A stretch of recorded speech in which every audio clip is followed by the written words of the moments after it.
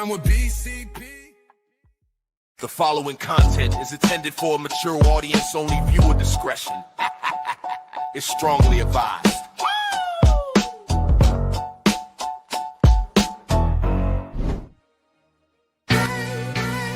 Yeah. To the tune of OPP, minority by nature. No time for idle chitter chat and petty iterations. Teaming to me exponentially like I'm Barack's inauguration. Erratic calculations, nah, I runs the infinite. Only way I slow me down is with some calcing by a limit. They might no longer show the work, the answer self-evident. Some truth should be proclaimed in a Declaration of Independence. Things not instantaneous can be approximated by adding up our changes till everything integrated. Word to my partners in calculus. Yo, you down with BCP? Yeah, you know me. You down with BCP? Yeah, you know me. Integral, grind exponential. You down with BCP? That's the way we rotate radiannually. You down with BCP? Down with BCP? You down with BCP? You down with BCP? That's the way we do things limitlessly. Yeah. You down with BCP? Yeah, you know me. You down with BCP? Let's blow. Switch the flow. Shift the tempo. You down with BCP? Down with BCP? You down with BCP? You down with BCP? Off the floor, That's the way we do things. How about that one? Yeah. You down with BCP? Yeah, you know How about that one, PJ? How about that one? Yeah, it's gonna be a rough night. It's gonna be a rough night. You know, it's funny. In all the years we've been doing this, I think there was one time Peach was almost okay. One time. But it's usually this.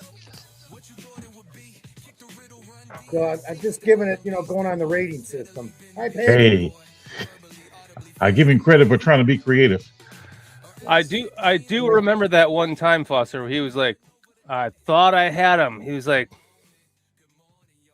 and then, no, that sucked. And then he made a mistake. He made a mistake, Peach, and tried even harder the next week, and it was just worse. It was even worse, yeah. If he would have stopped trying right there. All he did was stop trying. Man, just be cool with it, bro. Just relax. Man, if I just would have like taken that and just been done with it, right? Like, okay, I peaked. Man, just be like cool with it. I don't know. Come on. I don't think we should give him another 4 years to try and get it right. People haven't done this submarine dance since the 60s, bro. Since before you were born, the last time they did that dance. Hallelujah, let the fire sing. Do nothing, idiot. Groove stay. Come on, let's just listen to it.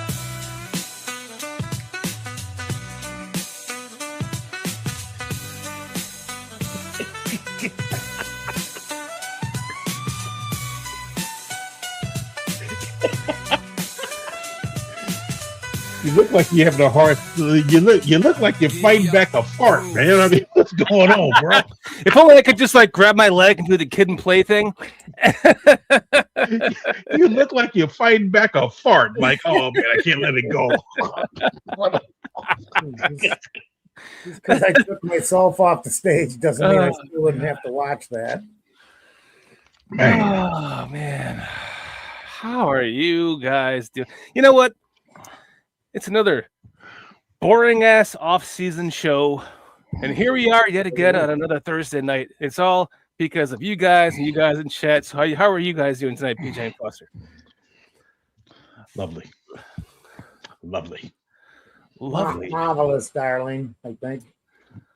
I know we talked a little bit last night. I wasn't sure. Did you want to discuss some of that tonight? Nope. Okay, never mind. Let's just say that tonight we have Crooked Commish. Yes. Who has just been watching us for just a few months. He is going to join us tonight. Rick, what is up?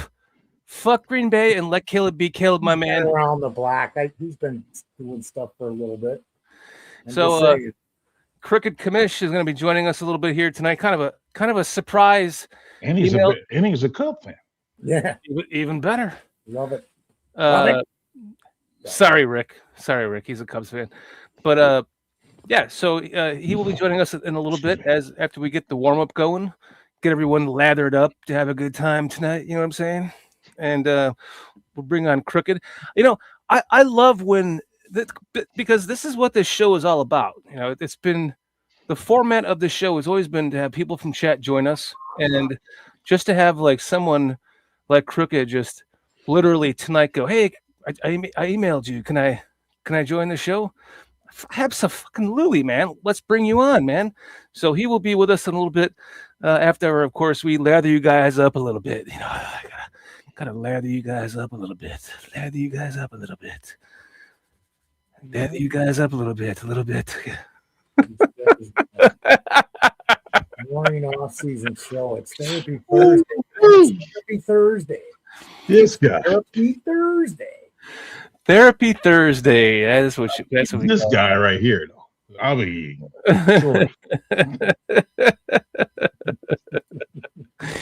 Oh my goodness, man. You guys want to get to our chat or fuck around for a bit first? Well, since you put it that way, I guess we'll get to the chat. Crooked commish. Let's let the chat kind of work its way in before we get to them, so we have more people to say hi to, and then all of a sudden we have more people to say hi to after we start getting into it. So, how you guys been this past week? Since the whatchamacallit. Whatchamacallit? Yeah, the whatchamacallit. The draft. The draft, yeah. Busy. Yeah. What was that? That was busy. How long ago was that? It was like 2 weeks ago. 2 weeks ago. Super busy. 2 weeks ago. Tonight. You've been busy. You guys grass growing anyway. I'm just curious. I just my grass. I've already mowed my lawn 4 times. I'm on 3, Gage. In you 2 on weeks 3 since the draft. 3. 3 times since the draft. Yeah, I'm on mine like twice a week. It'll be another one. Well, I should have mowed it yesterday. I'm just saying. Well, you guys are getting pounded with rain, man. Yep. Meanwhile, I've been in a damn desert over here for like the last month and a half. It's rained once. It rained again today. But it says it's going to rain this weekend, but I don't believe it. I don't believe it. I got a new mower and all this. I can't even use a damn thing. A writer? One of those stand up zero turn things. Yeah. Yeah. You sitting or standing? I'm sitting and I can't even. The worst part about it is I can't drink a beer because I'm like I got to keep doing this the whole fucking time. I'm trying to steer this thing. Yeah. Come on, dude. You go get the old Cubs hat with the beer bottle and can in the side and the straw. That's what I need because when I put it in the cup holder, it just gets full of debris. The old Cubs helmet with the plastic cup holders, one on each side, and dual straws. Now so you put them in a cozy. You can use one from Steve's 50th birthday. There you go. I wanted to talk about that really quick. I wanted to thank you. It was my cousin's 50th birthday. He's like my brother, Steve Phillips. You've probably seen him in chat if you've been here before. It was his 50th birthday this past Saturday, and his wife threw a surprise party. And he didn't know he didn't know about the party, of course. So I bought a ticket to fly in Friday. I flew out Sunday. I said, Foster, man, you got to come. He's like, I'm there. Gave him the address. He shows up. We go to the party. We're all hanging out for hours before he gets there because he was a little bit late because the guy that was like escorting him around like tried to take him here and there, and he's like, hey, let's go over here. And Tommy's his name. Tommy's like, no, we have to go over. We have to stay more in this area. We don't want to go too far out of this area. We have to keep close to this area. I don't want to be driving another 45 minutes back, in his mind. And then finally he's like, man, I got to take a shit.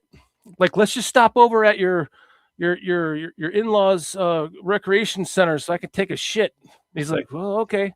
And sure enough, he gets there. And so Foster shows up, and I didn't want my cousin to know that I flew in. So we're hanging out in the kitchen. And like, I don't want anyone to see you, Foster, because if he sees you, he's gonna think that I'm here, right? So I go to Foster. I'm like, all right, so no, let's you go out there, you get ready for the surprise. I'm gonna hang out back in the kitchen, and give me like 5 minutes, after he makes the rounds and then I'll come out and surprise him. So Foster's like, oh, got it. So Foster goes out, and it was like a line of people against the wall, and my cousin's just going like high-fiving everyone down the wall, like, and then all of a sudden he gets to Foster. He's like, Foster, like, what the hell are you doing here? He's like, man, Shorty was so bummed he couldn't make the surprise party that I was like, just give me the address and I'll show up, man. I was like, cool. But Foster's standing right. I'm in the kitchen. There's a door there, and Foster's right in front of the kitchen door. So as soon as he says that, my cousin makes his way to the next person, and Foster like slams the door with his fist, hits me in the face, and I'm like, what the fuck? I didn't know about that. It was like I hit you in the face till just now. It was like 5 seconds after you said hello to him. So now I'm like thinking, oh shit, he knows what's going on. So I walk out and I see him. His back is to me, but I really wanted him to like make his way around the rest of the people and then not know I was there and all of a sudden come out of nowhere. And this fucking guy, I love this guy. He just didn't follow the damn instructions, man.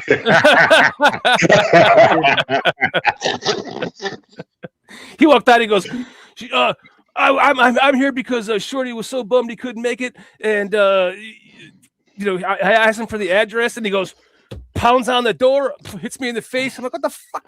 So I'm like, so he must know. And I walk out. I should have just seen that his back was to me and gone, hey, shut the fuck up, like, shush. That was my bad, but no, it was both.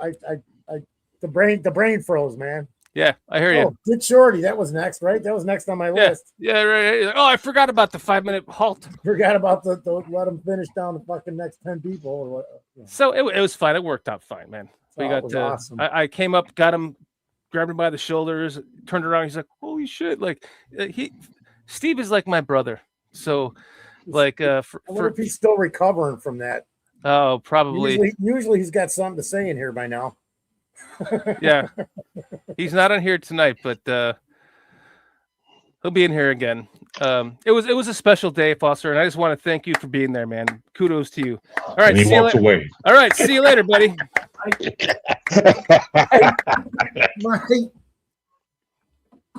My battery's gonna die.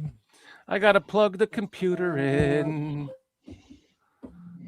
All right, man. It was a great weekend, Foster. I just want to thank you for joining us. It was fabulous. My family is getting used to seeing you, and they all love you. And it's fun to have you with us, man, because you are a lot of fun. You're a good friend, and you're a good soul. And it's just great to see you in person whenever I can. So thank you for being there. Yeah, thank you for being there, Foster. It's good for me. It's how my family used to be, and we just can't be because nobody's near. Flying everywhere all the fucking time. Yeah. So I'll just suck lifeblood off your family, dude.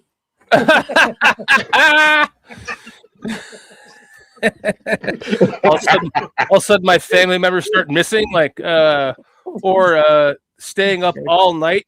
Like that's weird. Buying coffins all of a sudden out of nowhere. I want to hang around for a while, and I got to get something for the new paneling. Hey, I want to take a moment real quick, guys. I want to say hi. Hey, let's get the chat while you're. Let's just start with that with chat. Hey, I just want to say hi to Braylon Thompson. Him and I has not got a chance to actually talk yet, but he's one of the guys I'm trying to recruit. So, Braylon, thank you for joining us, man. Appreciate you stopping in. I want to say hi. So, if you guys could please give Braylon a warm welcome. Welcome, Braylon. Man. Hey, man, get your butt to Eureka, man. You're gonna have some of the best coaching you can ever receive, and the best mentoring from PJ of all people. That's my thought too. Is not only will you get coached, and you probably get coached rough the way you need it, because PJ knows how to handle men. We're adult men, man. But I will say this. Dude, if you're looking for a role model of any type, or if you need any guidance, I guarantee you Mr. PJ is the man for that, because he's a good man of upstanding moral fiber. We all know it. 100%. PJ and I can disagree, but it's never an argument. It's always a a well-spoken dialogue between the two of each other that we can go back and forth on whatever it might be. And I love this guy for that. And he's going to be a great mentor for you, Braylon. So please, if you're thinking about Eureka, man, don't even think no more. Sign up. Wait, you see what Ron? Quick. You see what Ron Warnowski says? I'm gritting cheese into a coffin. Get ready for the season. Braylon, the joke about Foster is that he's a vampire, and he sleeps in a coffin. Just so you know. But Ron's ready to just put the Packers to bed for the season, man. They're dead. Let's get into the rest of our. Let's get into the rest of our chat before we bring on our amazing guest, Crooked Commish, who surprisingly wanted to join us tonight. We can't wait to talk to him. Patty Lara and Armando Lara, thank you for joining us tonight. Well, I'm going from the beginning. Cliff Victoria, a member, one of our members, our delightful members, and another good friend. Victim, Shorty. He almost spit out his soda. Benjamin Williams, Tony Moy. We have Armando Lara Jr. and Patty Lara. Then we have also Foster Covers, whoever that guy is. It's Foster Covers. Fuck that guy. That guy, he must be in the coffin somewhere. So no. Yeah. I'm looking for his alter ego. Who's his alter ego? Mo Lester.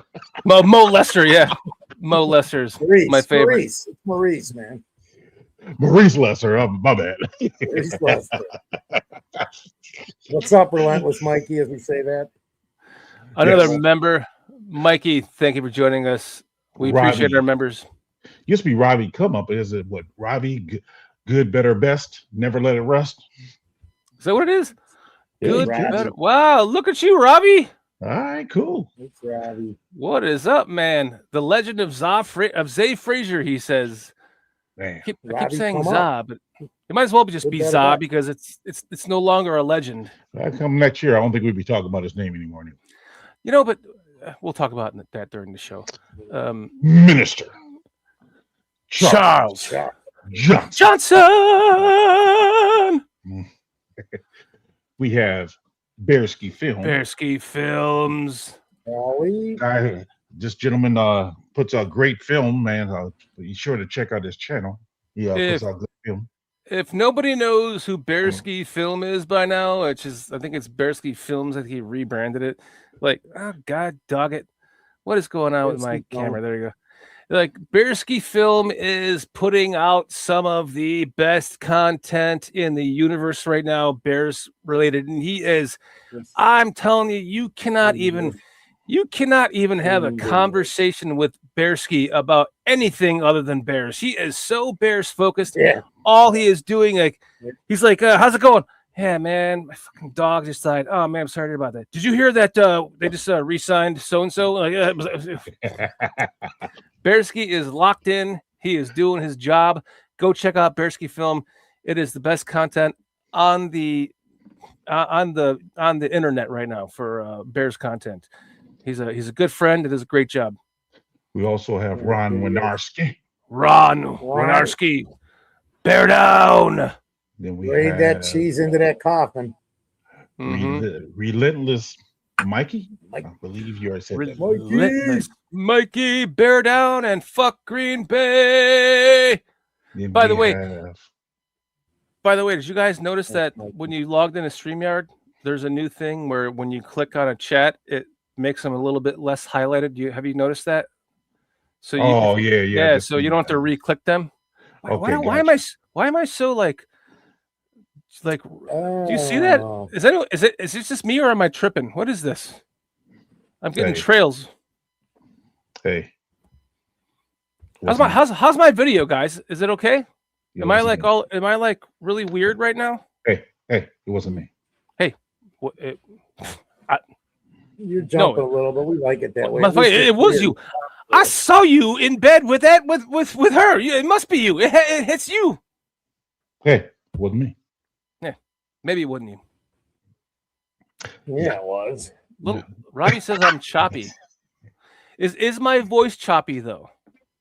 Just curious. No. No. All right, cool. We got Chad Speaker. Chad. Then we have Roberto Hernandez. Roberto Hernandez. Microdosing, just a little bit of mushrooms. That's a good idea. I wonder if you're related to my ex-wife, one of them. Her name is Amanda. And yes, choppy is the word. Before we bring in Crooked Commish, I want to respond to Chad Spiger real quick. He says that we might still be right about Thibodeau. And because I've been totally out of the loop with this recruiting thing, man, I haven't been able to follow anything. I didn't know until 5 minutes before the show that Zah Frazier was released. So I've been out of the loop. So, man, we still see what's going on. And again, I want to say again, thanks, Braylon, for popping in, man. And I will talk to you soon. If I don't get a chance to talk to you tonight, I'll call you tomorrow. Get your ass to Eureka College, my man. You're going to get the best coaching of your life, man. Promise you. And more. And join the show sometime. You're gonna get the best coaching and more because of this man being there. All right, let's bring on Crooked Commish, man, because he's sitting back there way too long. Way too long to be sitting back there. What's up, Crooked? Crooked. What is good? What is going on, guys? Thanks for having me on. I really do appreciate it. I always love talking Bears, with fellow Bears fans. So I really do appreciate it. Look at your smooth ass with a tan and sunglasses. What are you hanging out in Florida right now? Where are you at? I'm in good old AZ, born and raised here, but I got to wear the shades because you know what, fellas, the future's bright. Exactly. The Cubs are killing it. The Cubs are killing it, man. The Bears are looking good. I got me another jacket because the Iceman's keeping me nice and cold over here in AZ. So, He's coming up with all the lines, ain't he? It's good to be a Chicago fan. Just saying. Since you said you're from Arizona, born and raised, I think it's about time for PJ to interrogate you. Mm-hmm. Not at all. We already talked backstage. No, it's not live though. You got. I want to know how I became a Bears fan. How did you become a Bears fan? Come on, PJ. All those questions. Nope, because last time we tried to do a interrogation last week, I got one question in and then Shorty took it over. So Shorty, you are now on the hot seat. You do the interrogation. No, I'm gonna go reboot my computer because I'm choppy. You do the interrogation. I'll be right back. Foster, you do the interrogation. No, come on, PJ. Don't. You're the cop, man. Interrogate him. Interrogate him. Put the spotlight on him. Interrogate him. No, seriously, man. Interrogation room. Nobody. The guys can't get their shit together, and then they just walk out. So the good cop, bad cop, right? Quite. So tell us, man. Tell me again how you did become a Bears fan. Well, born and raised in Arizona, so unfortunately I don't have a Chicago background. Don't know the layout there, but I love the city. My father is actually the one that's from Chicago, and I think very common story for a lot of Chicago people. They get sick of the cold, want to kind of move away from it, get somewhere a little bit more warm. Arizona, makes sense. It's not as crowded and stuff. So, and then when I got to around 10 years old, I'm getting into sports and whatnot, and I'm going down the line asking, the favorite football team, basketball team, hockey team. And when it gets to baseball, kind of throws a little curveball in there, and he tells me the Cubs. So from 10 years old, I'm following the Cubs, and stuff. And it's one of those things where, just like the Yankees, you're either the Yankees and Mets, you're either a Yankees fan or a Mets fan.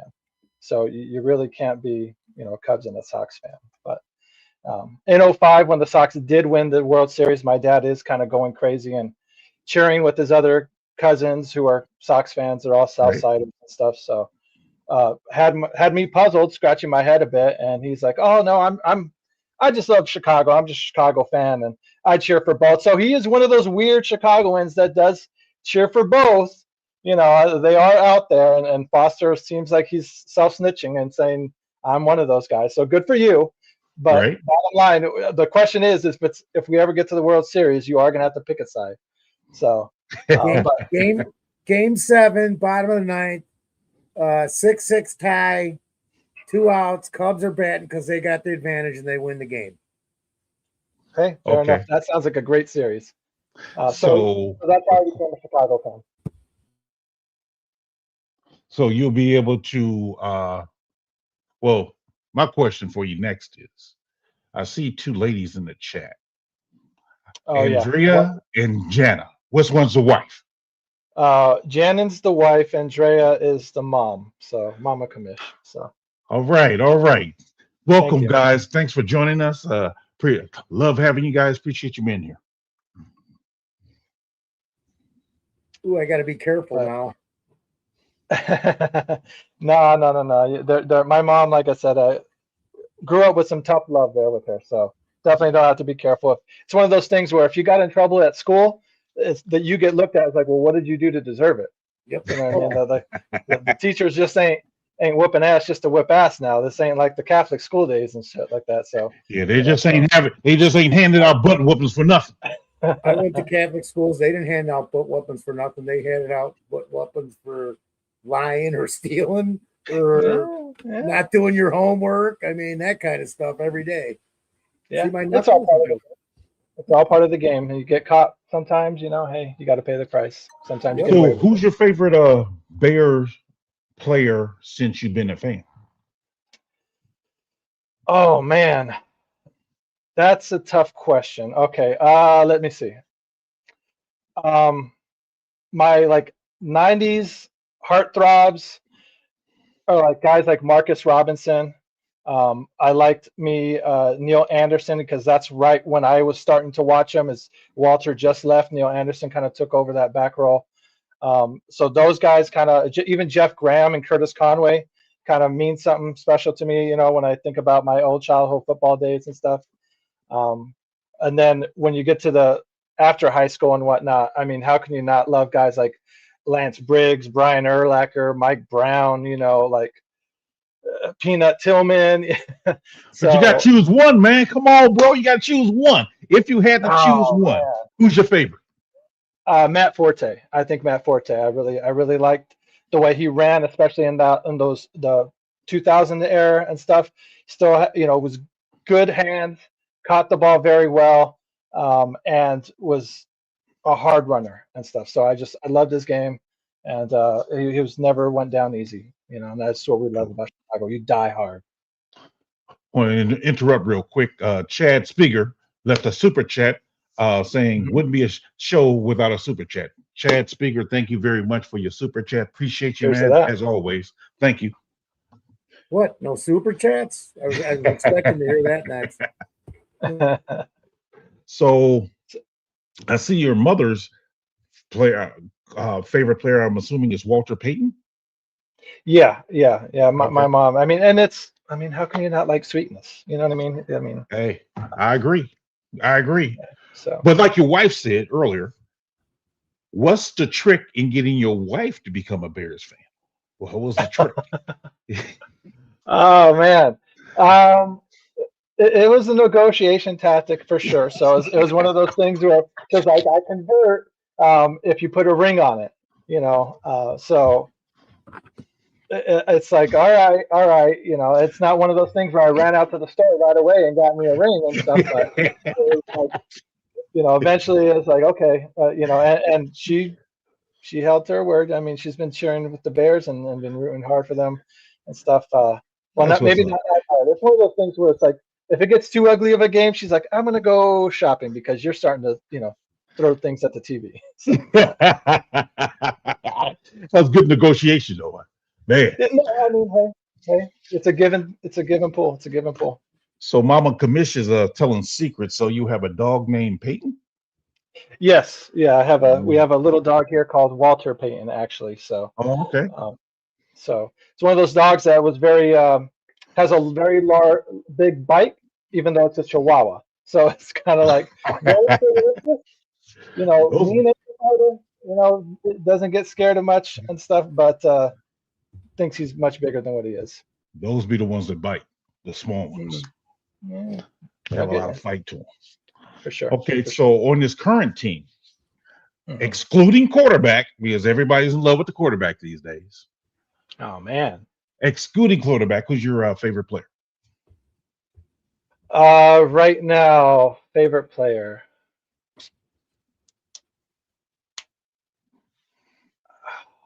I'd have to say right now, Colston Loveland.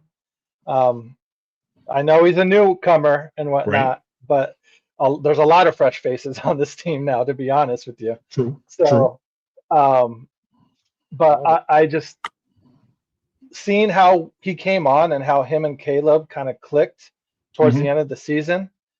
I'm just so anxious and looking forward to see that build upon, and if they can kind of have that same kind of what's the word I'm looking for?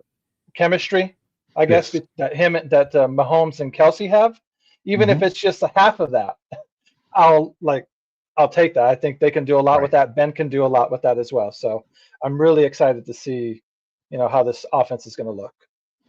And my last question, and I'll let Foster take over. My last question is, how many jerseys do you currently have, and who are they of? Man, okay, so we'll have to count them. I got a Mike Ditka. I have 2 Urlachers. I got a white Urlacher and a navy blue Urlacher. Hester. That's another one. How can you not love Hester? I have a old school love to Johnny Knox, number 13, Johnny Knox. I mean, career cut way too short. Yes. Way too short. But Yes. gosh, I would have loved to see what he could have been. Johnny Knox, and I know I'm forgetting one. William Perry, the refrigerator, got that one. So that looks like that's 6. And saving the best one for last. I think that's it. And then last but not least, I just got me a number 18 Iceman, custom Iceman jersey. Matt Williams says Iceman in the back. So. Oh, okay. Okay. So yes. are you going to get a Loveland? Are you going to get a Loveland? Yes. In due time, you know, it's one of those things where I can't get myself like the jerseys as soon as I want them because of my wife and my mom and all those. It's like, now what do I get you for Christmas? What do I get you for your birthday? So it's like, all right. I got you. I got now you. Now that I know that's possibly in the works, I'll hold back a little. I'll save my money. So. Hey, sorry I missed everything you just said about your introduction and your interrogation. Am I better now? It's like I'm better. Yeah. No. We were just talking taxes. It's all good. All right, cool. Now the show's over. Good night, everybody. Fuck. Good night, everyone. If Carl was here, he would run the closer, which would be where the hell I don't even know it's at. Carl's not here, so he's not here. Did you guys get to the super chat from Chad? We did. Yes. Thank you, Chad, for your $5 super chat, man. Appreciate it. Chad Speaker. Chad spent the whole draft with us, man. That was amazing. His first time on the show. He's gonna have to pop back in here. Yeah, so that was a hell of a draft. What were your guys' I mean, I guess let's skip past day 1 because I don't think anybody's really not much of anybody's gonna be upset with the Dylan Thieneman pick and whatnot. So, but overall, I guess, you know, from day 2 and 3 and stuff, like, were you guys scratching your heads? Were you guys just sound like whatever or nope? I'll say this. Peach, this fucking guy's taking the questions out of my mouth. Did anybody script him right? Because I want to just ask him, dude. So what do you think of the picks from day 2 on?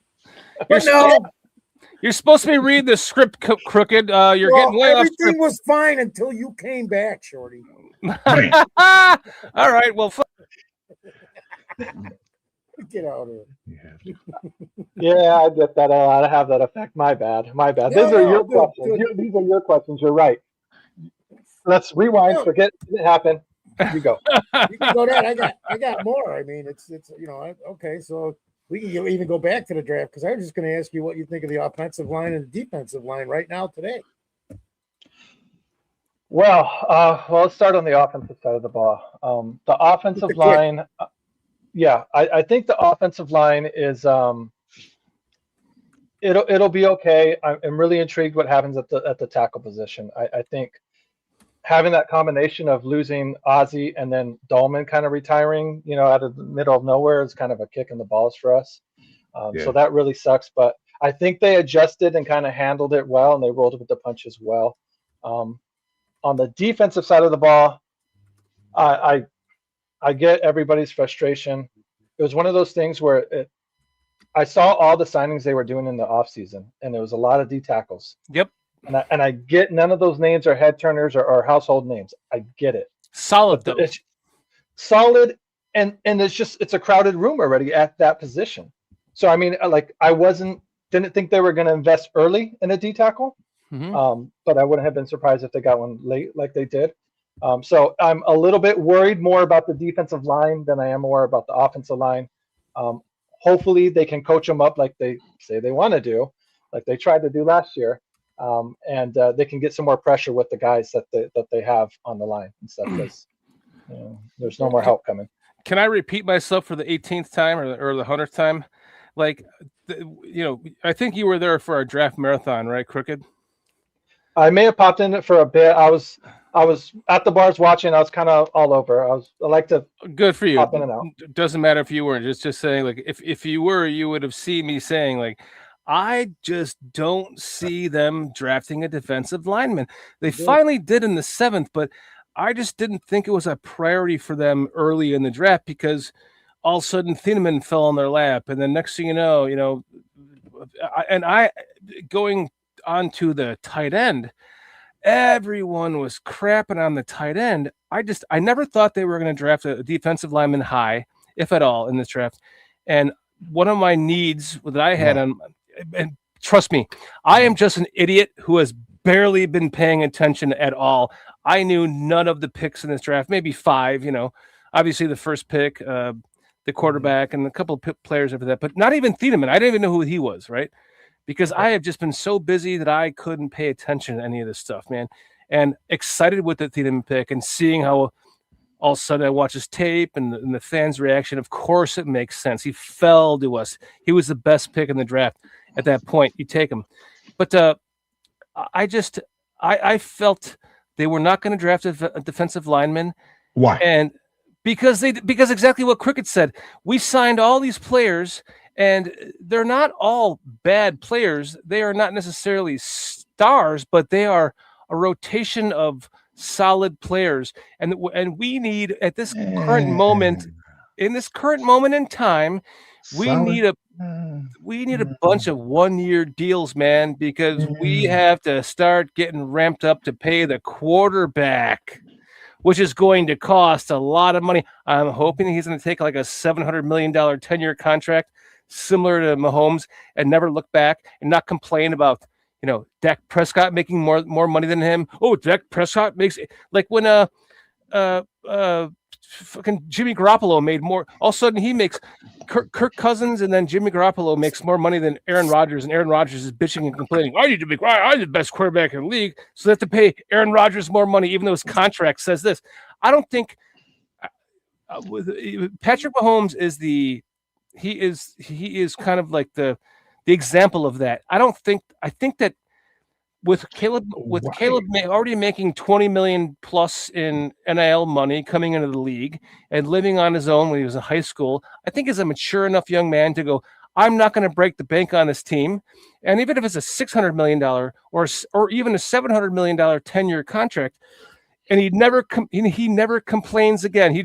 He sits there, he does. But he also seems to be the type that's not going to do. He doesn't do like commercials and things like that, like Jordan did, like Mahomes does. Not to believe everything he thinks. Incentive commercials to make more money. That's my hope. So just to finish my thought, I'll let you go. Fuck! Now I lost my thought. You come back threw me all off. Okay, I don't think it has. I don't think it's a question of maturity whether or not he takes more money or less money. That's not a question of maturity. That's a question of greed. But is he not the same guy who is trying to be get part ownership as a rookie?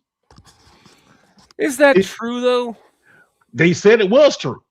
Wasn't it in the book that he actually tried to get that, and they told him, "No, you can't do that as a player." So my point is, I don't see him just being that guy. You know what? I'm going to leave $10 million or so on the table just because I want to better this team. I don't see it. I mean, maybe I'm wrong, but I don't see it. But the other part I want to make, and I want to make this real brief, you keep talking about $70 million a year yet. Yeah. Let's bring down that number some, bro. How about Prescott's making 60? Why? Of course, why is it a $10 million jump? How about 65? Why go all the way up to 70? Because you're gonna set the market at 70, at 70 a year, and then you're gonna get surpassed at 75 and 80 and 85 and 90. But and that's gonna be by another Dak Prescott type player. You jumped $10 million. I think he's just trying to look ahead because I mean it's just one of those things looking towards the future. The cap goes up every time. Everybody tries to outdo every other person's contract. So, 65 is more than 60. And we don't even need 70 is more than 65. I get that, but I mean, I don't. It's not his number isn't so egregious. I mean, it's $5 more million. I could see that. I like that's within range there, in my opinion. So that's not too crazy. And it's not only Caleb they're gonna have to be paying. I know Donnell Wright's gonna have to get paid still. Mm-hmm. Yeah, I know. That's why I don't think it's going to be 70. That's why I don't think it's going to be 70 because you got these other guys to pay. So why not, hedge your bet and be like, you know what? Okay, you could go technically 62, but why not just go? Okay, I'll give you 65. Because you can't just go $2 million more than Dak Prescott for 10 years. Right. Because he's not going to make in 5 years. There's going to be somebody making 70. Or if it was 65. Get off of this because we've done this so many times, guys. In a way, you don't want. I'm the one who started the 70 million. Caleb, in a way, you don't want to feel like that Caleb's feeling like he's getting lowballed here. So you don't want to give him that kind of feeling. So I get that kind of. But wait. But this 2 years from now. I lost my train of thought because I was really on the defensive lineman not being drafted in this draft. That is because Shamar Turner coming back from an injury, which we hope again, you can only hope he can come back stronger than ever, but also Austin Booker playing lights out since he came back from that injury. That's the whole reason why I did not think we were going to go DL in the draft at all. And we got one in the 7th round. Fine. That's good. We got one in the 6th round and he's going to end up starting this year. Or 6th round. Sorry. Thank you. The only guy with the perfect brand score. You know what he reminds me of? Steele. Dan Hampton. Film. I put out Dan Hampton. I sent you guys all 22 of him, Jordy Peach of Vandenberg. The tape on him does look pretty good. He handles double teams very well, and he doesn't quit on plays and stuff. So I mean, he just seems like he's very still fresh in the game of football. Like he didn't pick it up I hear until very late. So I mean. He still has to learn a lot, and be coached up a lot. So he's still pretty raw, but he doesn't mind the contact. He's a big, strong guy. And like I said, it looks like he fights and works through double teams very, very well. So I'm excited to see what he's going to look like. I absolutely am, Pete. You're going to like this guy. He was a rugby player. He's got leverage on everybody. I mean, go look at the film, dude. Mm-hmm. He gets leverage on everybody, whether they're bigger than him or smaller than him. Go look at it. Yeah, I watched it actually. I watched some of his film, and I just wonder, how sustainable is it? Meaning that I've seen a clip here and there. Is he like that the whole game? Well, that's why he's got to be coached up because he is like. And he's a 6th round guy. I mean, that's why he's a 6th round guy as well. That's what I'm saying. He's newer to football because he was playing rugby. Bit of a project, but it's one of those things where you can't instill a high motor into a guy. So you just love to see when a guy has that hustle, has that fight, and has that dog in him. and stuff. Because like Bill Parcells said, if they don't bite when they're puppies, they're not usually going to bite. Well said. Yeah. There's tons. They were breaking down every game that he was playing. It's on the YouTube. I looked at like 4 different games in them. Not all highlights, but all right, fellas, I'm gonna go take care of something, and hopefully I'll be back. I knew you did, man. I hope you do come back. On the roundabout. Nice meeting you, Commish, as well as your family, bro. All right, Later, I'll be back, Beans. fellas. We'll see All you. right. I'll pull him. How would I get back? You have your conscious up there talking to you. Oh, no. There we go. No, I fucked it up. There we go. Yeah, there you go. Whatever. He doesn't even, Carl, where's Carl at? Sorry. He's our producer. Who knows? But let's take a minute to talk about the Zah Frazier thing, because when we drafted him, by all accounts, he looked to be a stud, like a superstar. He was 6'3", 4.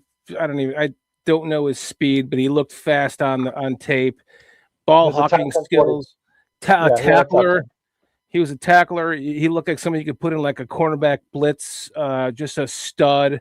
And then whatever happened to him last year, I don't know, but it just seems like he obviously had some shit going on in his life that put him in a bad position, and the Bears cut him today, or at least yesterday. I don't know, but he was cut, and that to me is a shame because of the potential that I saw in that kid just from his tape, and kind of upset about him not playing at all last year, even though he wasn't injured. And I just want to get your guys' thoughts on that. Go ahead, Crooked. Yeah, it's unfortunate. I mean, overall, what he's got going on in the real life stuff is more important than, the football. So hopefully that, at the end of the day gets squared away and everything's good and dandy there. But just looking at the football aspect of it, it's very unfortunate. More or less a wasted pick in the 5th round pick. He was definitely a cornerback. There was something wrong with him. I mean, hey, that's very possible. From what I remember hearing last year, he had personal issues, and I think, and this is just me speculating here, guesstimating, from what I was hearing, just something to do with his family or relatives and whatnot, that he had to kind of help and take care of that situation. And who knows if that really got better, and who knows if it came back up.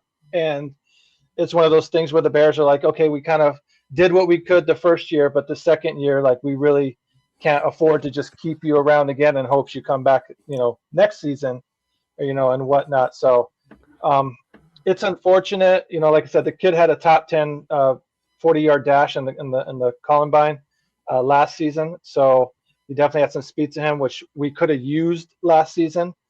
Detroit's receivers were running away from all our cornerbacks, and we definitely had a lot of injuries at cornerback as well. So it was one of those hit and misses from polls, and hey, it happens.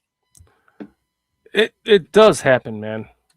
I was going to say, you nailed it on the head, Crooked. I mean, there's no ifs, ands, or buts. It's going to happen. I don't know exactly. Like, wait, I didn't know about the family situation, because who knows what to believe? You hear so many things. You know what I mean? Right. Yeah. And everybody's throwing, was it mental? Was it drugs? Was it family? Was it this? Was it that? So the only thing I could say is, it was Poles took the shot because what he looked like, what the potential that we thought was there, and it didn't work out. This is nothing new. It's happened before. Who did we get from Pittsburgh? We traded for Pittsburgh. I'm just saying, there's shots to take. There's draft picks. How many draft picks were you just saying, Shorty? We got to release this. I think for 2 years, everybody's going, when are they going to release Roschon Johnson? He's still on the roster. It happens, man. It happens. He runs a Roschon fan, actually. Go ahead. Zah Frazier runs a 4.3 640. He is 6'3" tall. He's 6'3" tall. That is if you can get that guy in the 5th round and develop him, that is a perfect developmental pick. And we all kind of were, even though we knew he wasn't playing, we knew that we kind of thought in the back of our minds, well, we'll get him next year, right? Like he could have been the better version of Deshaun Wright this year.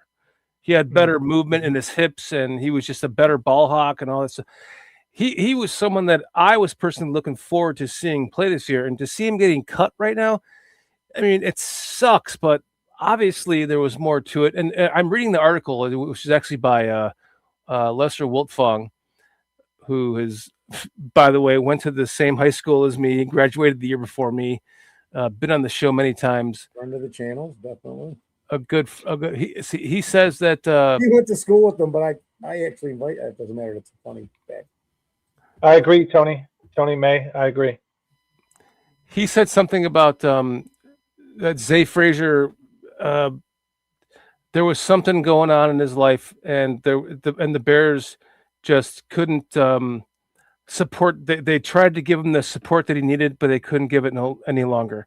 So whatever it was meant it was pretty serious, and that sucks. And I wish that kid well, because he had real potential, and I would hate to see him like sign on with like the Niners or like some other team like that, and all of a sudden bite us in the ass in the playoffs, because he really seemed to have the potential to develop into a superstar based on his numbers, right? So it's sad. It is. But like a lot of people are saying in the chat, and I was kind of thinking that same thing. I think Malik Muhammad's like measurements are very similar kind of to Zah Frazier. So it's like, it is a good thing. Maybe they kind of drafted Malik in like as a safety net, just in case this doesn't work out and they do have to let this kid go, and maybe not even let him go now, but say he just doesn't make it through training camp, So then that's a waste of a player, right? Because you need that you need that body in training camp. Yeah. Mm-hmm. Yeah, for sure. I mean, and that may be the reason why you're talking about Roschon Johnson, why he's still on the roster.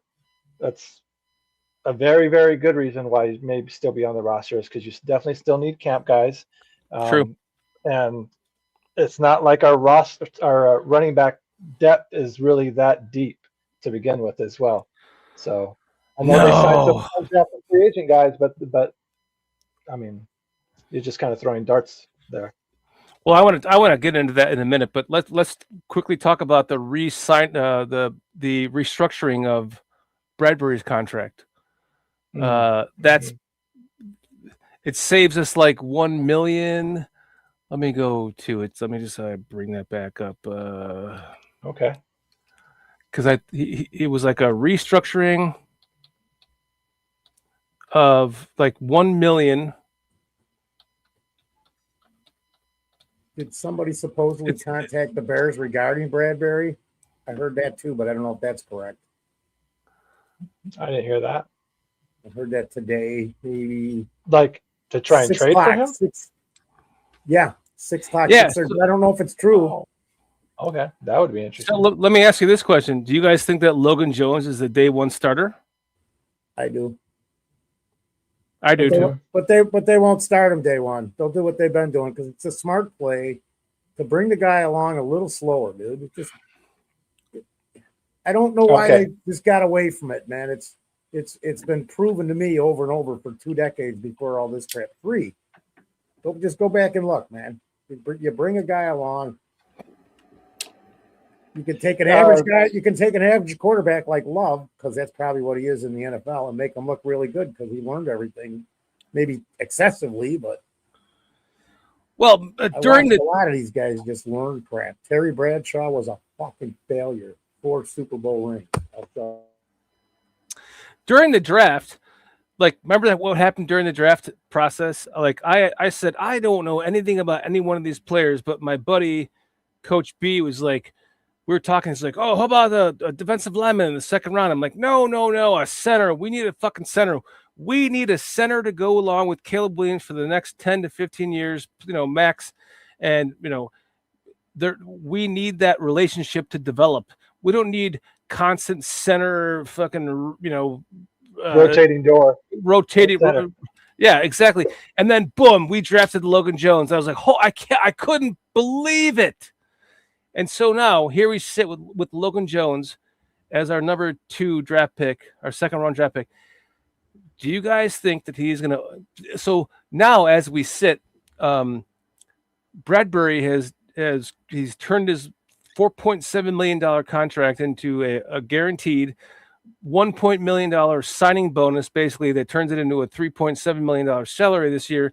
That knocks it down so we can actually sign our Rookies. our rookies, and maybe even sign another veteran off the street somewhere.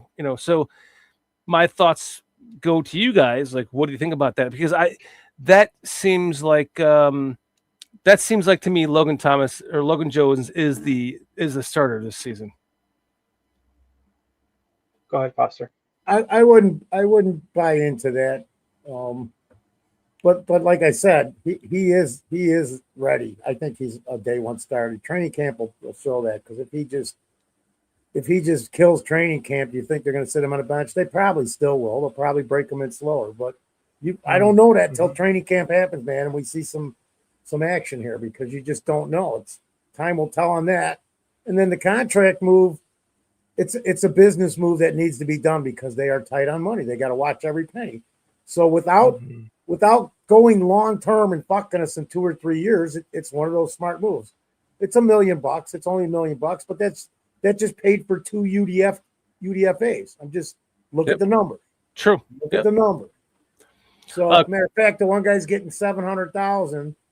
That's the 6th round pick, So I mean, that just covered his contract and and an unsigned drafted free UDFA, right there. That one move. And Poles has been smart like that all along. We all know what Pace did. He buried us. So it's nothing but a smart move. And again, and I've been saying this from the beginning, Poles got this. Even through all the pits, I just said, I have faith and trust in this guy. And he works well with Ben Johnson, man. If these are Ben Johnson's picks or not, he's still got to agree on them. So in the long run, we'll see, but we're on a good pace, I think, right now to really have a definitive season again. Berlin Thompson asks, he says, not a Bears fan, but how are we feeling about the Falcons next season? I'll tell you what, Berlin, I'm a diehard Bears fan, but I live in Atlanta and I have Falcons season tickets, and I cannot wait to go to the game where the Falcons play the Bears this season. But as far as like how I feel about them, I mean, I think I'm going to agree with Scrolls that they are a horrible organization who helped the NFL cheat the Bears out of picks. That's what we think about them. Like, they fucked us out of 2 third-round comp picks, man. That I will never forgive that. That lives in my blood for the rest of my life. That it is something that was a complete conspiracy. It's total bullshit. The Chiefs got 2 third-round comp picks for Ryan Poles. Why didn't we get that for Ian Cunningham? It's just bullshit. That's what I think about that, Braylon. But I do love that you have joined the show tonight because of PJ, and I hope you are here more. Please come on as a guest sometime. We'd love to have you, man. You're like, you could be NFL ready if you follow PJ's instructions, my man.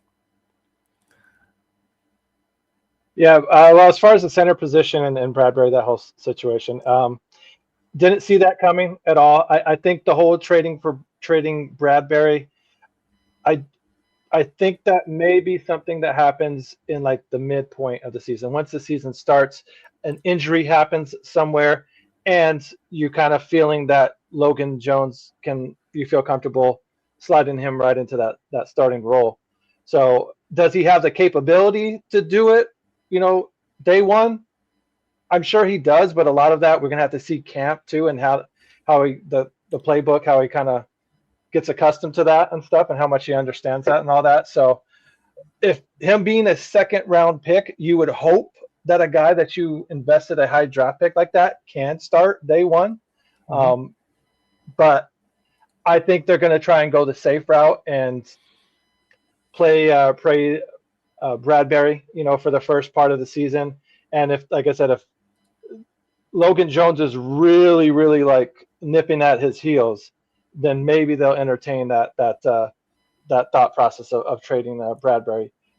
But man, at the same time, you would hate as soon as you do that, then there's an injury that happens, and it's like, shit, we could have used that depth. We could have used that. So it's just like, it's a long season, guys. It's a long season, and the offensive line, they're always the ones that are always initially contact. There's always contact there. So That's why even the trade rumor, I doubt, just because it is a long season, and you got Bradbury. We have a pretty good idea what it is, but that's really only based on last season. If you go look at his other film, not spectacular. Last season was his best season by far, Bradbury. Logan Jones is ready, but I agree with Carl there too. He said it will be like the left tackle situation last year. 4 to 7 weeks, and then Jones will take over for 8 years, 10 years. I could live with that. Hey, at $3.7 million for the next 2 years for a backup center, that's fine. I'm fine with that. Like that's not starting center money. Starting center money is like 20 plus, right? Like a good center. I'll take less than 5. That works for me. Yeah, what were we paying Dalton? Surprised. I mean, Right, exactly. Yeah. What is up, Mr. Mayhem? Mr. Mayhem in the house. Gotta love the picture. Yeah. The Iceman Jordan. Go ahead. No, go ahead. I was just rambling. Go ahead. We got. That's what we do here. Ramble, man. Ramble on. Tony is saying Bradbury only 1 year. I agree with you. He will count. His previous 2026 cap was 5.7 million. Not exactly sure how the numbers work, but I was told by someone that this move made a $1 million incentive that was counting against the cap no longer count against the cap. Wait, that's from Lesser Wolfong, my man. So I knew they had to do something though, because I know they just restructured Kometz, and then they kind of used that money pretty fast. But they still had to pay these rookies. So there was always talks that somebody still on that team needed to get restructured as well to kind of clear up some sort of cap space. So, I mean, but now we're up against it. We really, I really don't have any much spare change to kind of sign a free agent, maybe week 2 or week 3 and stuff without restructuring somebody else emergency restructured. So, and we don't want to do too much more of that, because then you're going to start having a problem down the road. Yep. Yeah. Everybody's like, Komet's gone next year, but look at the cap implications, man. He's probably here for 2 years, dude. I hope Komet retires a Bear. I'm just going on money. I'm going strictly on money. Go ahead. That's always the thing with the restructuring part of it, like the double-edged sword of it, is people always talk about that, and it's like players realize when you do that, you're getting paid right now. This season, you're going to make a nice chunk of money, but the likelihood of you being cut the next season or the season after that just goes up that much more, because your number's going against the cap, and it makes it that much more unjustifiable. But like, oh shit, our tight end's supposed to make $40 million this year? Like, yeah, cut. Just, and I know I'm exaggerating with that number, but just any particular player, right? You kind of kick that can down the road that you restructure. 100%. They know they're probably going to get cut here the season or two. So. Well, just think about this, Shorty, because going into the season, going before the draft, we'll say, you looked at it and went, where are we going to come up with money for anything? Had to trade DJ, and then Dahlman retired, and that opened up a bunch of money. So, the changes were made because the investment that Poles and maybe Allen, I don't know, I'm just going to say Poles made in the defensive line last year didn't work. That defense was the 5th highest paid defense in the NFL. Your guy, you can't say the number. I refuse to fucking pronounce his name correctly until he plays right. It was a hamstring contract with both him and Grady, because part of the reason why they signed the contracts with us, I believe, is because it was such a cap hit if they were to get cut. They had that insurance with us both, to where, if we were to cut them, they were still going to get paid, and there was a big cap hit. So the incentive wasn't there. Now next year, whole different story. Both of those guys more than likely will not be on the team. unless Dio really turns a whole new leaf and becomes that edge rusher that we foresaw him to be, or post foresaw him to be. But if he plays more or less the same this year, him and Grady are both gone, even though they signed a 3-year contract. But just part of that incentive was knowing that they were here for 2 years. The likelihood of getting cut after 1 year wasn't very high, and no player wants to keep moving their family, especially when you're getting towards the end of the career and Grady Jarrett's situation, from place to place to place. 1,000% agreed. The scroll saying Bradbury was just the insurance policy for the incoming rookie center.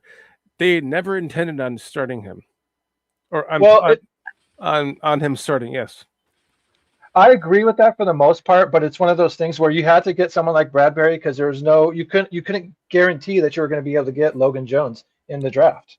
So I mean, and if he was already taken, do you kick the can down the road and you don't pick a center maybe in the 3rd round? You get someone like Slaughter or something like that, to where you're not as comfortable as starting him week 1 as you are Logan Jones and stuff. So it's one of those signings that was necessary, but if you notice, once they did get Logan Jones, they recouped that 5th round pick that they traded away by trading from 60 to 69 to get an extra 5th round pick. So once they got their center, they kind of got that back, not necessarily from the Bills, but they sought it from another team by trading back. Fair enough. Even Carl's got it on there though, because my thought was if I would have taken either center. I mean, I would have preferred Logan Jones, but those were the only 2 centers in the draft. Carl's got on there. Slaughter was drafted 5 picks after Logan Jones. We wouldn't have got him that way, man. That's all. But for any Iowa offensive, should have been there. Sorry. Any Iowa or offensive or defensive lineman, sign me the fuck up, man, because they all pan out in the NFL. Whether they're great or good or solid, they pan out, man. And so I was just, as soon as my buddy turned me on to Logan Jones, I was like, fucking sign me up. That's my guy. Like, I just kept talking about him the whole draft that we were doing, the whole draft marathon. It's like Logan Jones. Holy shit, we actually drafted Logan Jones. Good job, Bears.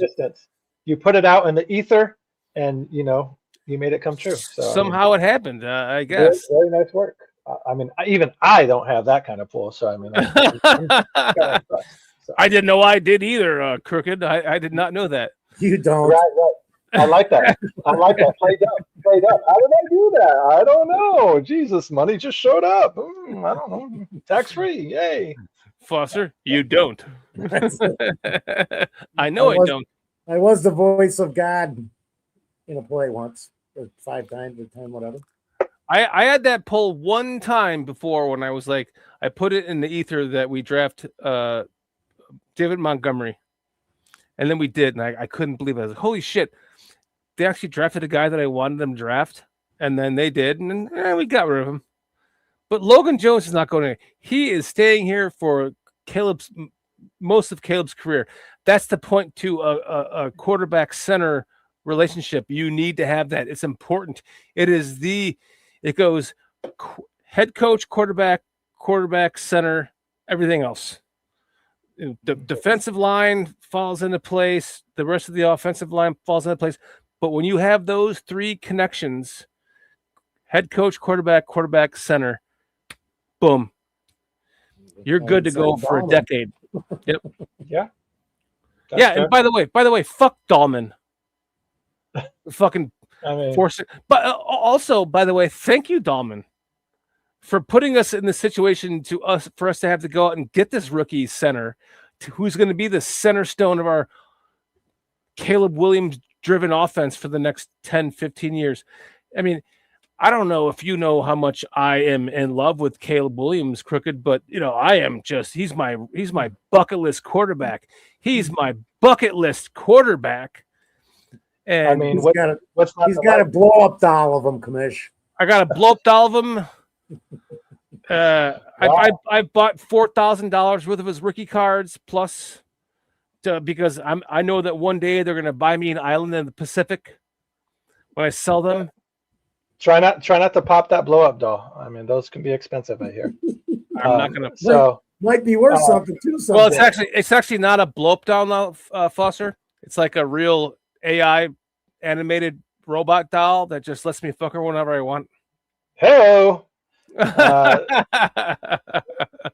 Charles Johnson. I am damn near in Phoenix, so like I'm in Glendale, Arizona, which is like 15, 20 minutes away from Phoenix. So I'm right in pretty much around that city. So yeah, hit me up. I'm usually on Chicago Clubhouse Network. That's the main show that I'm coming from. So find me there as well. And yeah, we can definitely try and meet up sometime for a Bears game if you're down.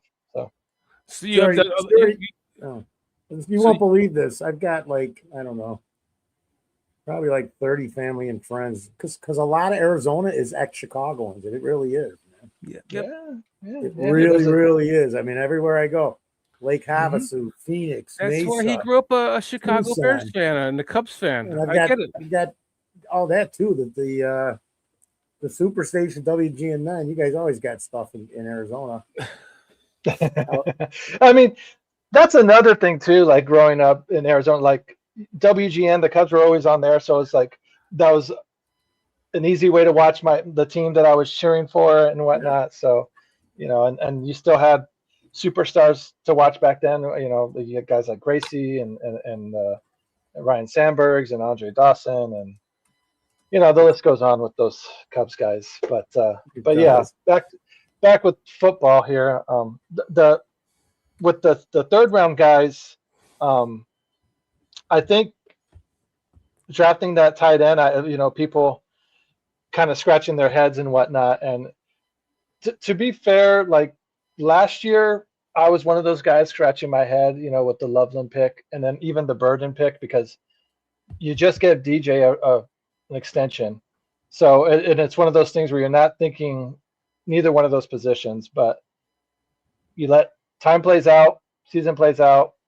Turns out that those are actually really, really good picks. And you now kind of see what the bigger picture is and how they let go of DJ and trading for him. So even though you may have done that with those picks, I mean, it just may not make sense now, but later on as the season plays out, you may kind of be like, okay, now that's why they got him. And going back to that tight end pick, I've been hearing he's the best blocking tight end in the draft. So, I mean, if you're kind of worried about your left tackle there, I mean, the guy's best friend is to have a tight end that's a good blocker that can give him some help and chip and whatnot. So, I mean, getting the best blocking tight end is probably one of the smarter things to do if you're. That's what I'm saying. Yes. So, like the moment we drafted him, everyone started shitting on him, and I'm just like, what are you talking about, people? Because like we're talking about like dialing in our 13 personnel. Not only that, but when you add in that 4.28 wide receiver in Xavier Thomas, that is like, imagine him in the 13 personnel as a running back in the backfield that gets split all of a sudden, split wide on a motion. We're talking fucking. We got a lot of shit going on right here in this offense, guys. This offense is going to score the most points in the league this year. I am 100% confident of it, and I say that with 100% confidence.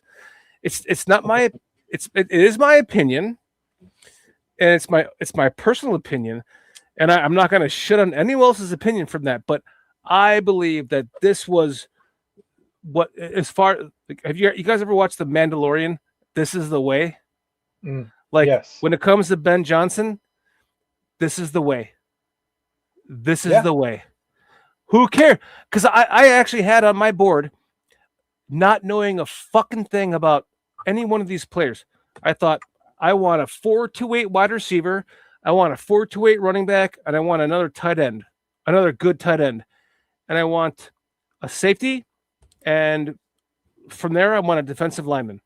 That was my goals from this draft. And the fact that they did that out of order, they went safety, and then they went center. Center. Oh, I don't want a center. Thank you.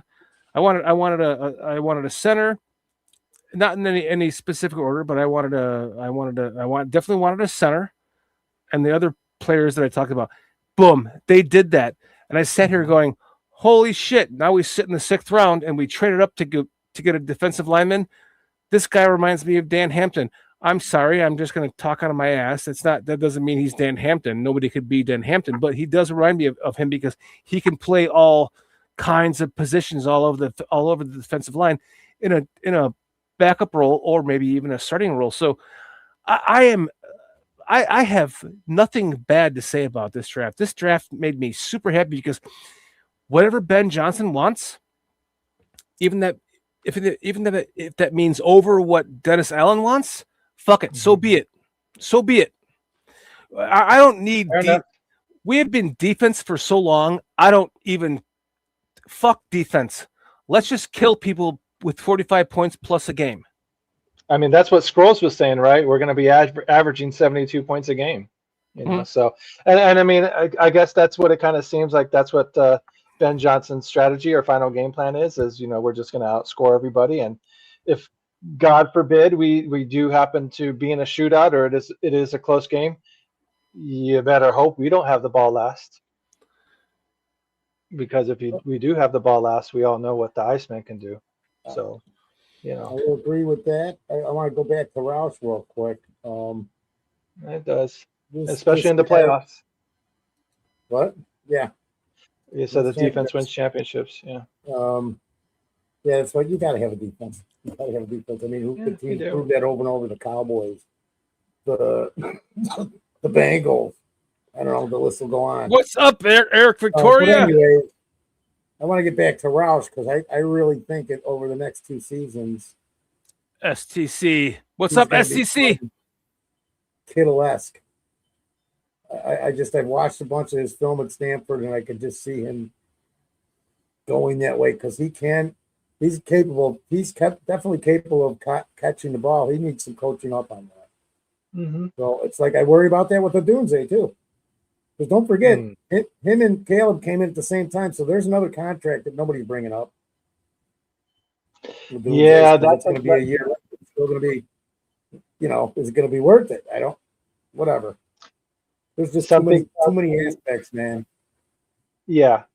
Something tells me that Doomsday is going to be one of those guys that kick the can down the road. They pick up to his 5th-year option type of thing, and he's going to kind of go into that final season a little unhappy or just kind of disgruntled a little. Burton's going to be the star. He might be better than DJ Burton, in my opinion. Yeah, I really do think the offense is going to. If healthy, the offense is going to run through Loveland, I believe. So I mean, it's just out of all those guys breaking 1,000, like I wouldn't be surprised if Loveland is the one guy that does it, and the other guys are inching at it. They're close, you know what I mean? But Loveland will. Yeah. I mean, and this is assuming he stays relatively healthy and stuff. That is really the only thing that you have any kind of concerns with Loveland is there's no little knocking on wood right now. Yeah, for sure. 1,000%. Don't even say the I word. No I words around here, man. Come on. Yeah. Sure, he's been called inadequate enough. Oh wait, I said the I word. Fuck the I word. Don't even bring up the I word, man. I know what you're saying, but it's like, yeah, inadequate. Yeah. But Xavier Thomas too, that's another one where I know people are scratching their head, but he's a speedster. If Ben Johnson sees him as a weapon in a way that he can utilize him in this offense, then I'm even more intrigued by it. Then so be it, right? Like that's what it comes down to. In Ben we trust, right? Yeah. It really does. I mean, towards the end, they did get some defensive pieces. You get Malik Muhammad. And then you end up getting the linebacker from Arizona State, Elliott, who, if nothing else, is a good locker room guy, good head on his shoulders. He's like won the weight room award and stuff like that. Like, so it's not like a guy who doesn't get his body in shape. You know what I mean? And he's a smart football player, always in the right position, right spot. May not be the most physically gifted, might not be the best athlete, at linebacker, but one of those guys that knows where he should be and shouldn't be really out of position. I am like last year we drafted Colson Loveland at number 10, and everyone, I remember the pushback, and I was just like, oh, the 12 personnel. Wow. Look what happened. The 12 personnel happened. The 12 personnel caused that fucking Caleb Williams play in the Rams game to run 20 yards towards his own end zone, turn around and flick a booger to Cole Kmet that was just like, hey, thank you, touchdown. And like, now we're adding another tight end that's comparable to Cole Kmet to this, who can catch and block. Oh my goodness, people. Oh my goodness. And then we had one of my biggest bucket list wishes for this fucking team is a 4-2-8 wide receiver. And we just drafted one. Oh, can you just imagine what Ben Johnson can do with that? Imagine. Let's be like, I'm like Mr. Rogers' Neighborhood, right? Let's go down into the train, into the tunnel, and come back out. We're gonna go into Mr. Rogers' Neighborhood and talk about what in the hell can Ben Johnson scheme up with a 13 personnel with Sam Roush, Cole Kmet, Loveland, Colson Loveland, and Thavion, or what's his name? Xavier Thomas in the backfield as a running back, motioning out into a wide receiver. Just imagine this, friends. Imagine this. This is insanity. This is what we need. We need the speed. The only other thing that I wanted out of this draft was a 4-2-8 running back. Didn't happen. We'll get a receiver instead. We'll get it next year. Got a receiver instead that has been known to be in the backfield as well. Yep. So, I mean, he's one of those gadget players. So don't be surprised if you do see him, like you said, in the running back. And, dude, if he goes out and running back and you see a linebacker, clip this. A linebacker follow his ass. Oh, God forbid. Like someone's about to get cooked. Fucking salivating like fish salivating at the mouth. But you got a little taste of it. You saw a little taste of it last season when the Bears got that 2-point conversion against Green Bay. They got in that 13 personnel, moved Loveland out, bad matchup against the linebacker that he was against, and Ben knew exactly what he was doing. Knew exactly where that mismatch was going to be. He was waiting for it the entire damn game, and it finally happened in the last fucking play. It was a thing of beauty. So playing chess. Everyone, just please trust in. We used to say on this channel, in polls we trust. No. Well, now it's in Ben we trust. PGT. Yeah, I mean, and that's fair. That's fair because Poles had his opportunity to kind of do his thing before Ben came around, and he was kind of stumbling all over himself. But crooked. It all revolves around the head coach. Who does the head coach identify as players he wants on his team? Whether he's a defensive-minded coach or an offensive-minded coach, no matter what team it is, I've said this a million fucking times. I'll repeat it one more time. The GM is there to identify the players that the coach wants. When you have a shitty coach, you get shitty players. That's what we've had over and over and over and over and over again. Now we have Ben Johnson. Ben Johnson identifies the players he wants at these positions, and he talks to Dennis Allen, and they go, what do you need at your defensive spot? Okay, here, okay. Let's look at those together, and then they look at those together, and then they give those players and they give those numbers to Poles and his draft staff, right? And then Poles drafts the players that they want. And it's a harmony. It works together. It's not like everyone thinks it's all about, well, the general manager is the end all be all. The general manager is fucking drafting for who who the coaches want to That's fit what their it should be. system. Yes, and that's what's happening right now. We're seeing it right now. It happened last year with fucking Kyle Manungai and all these other.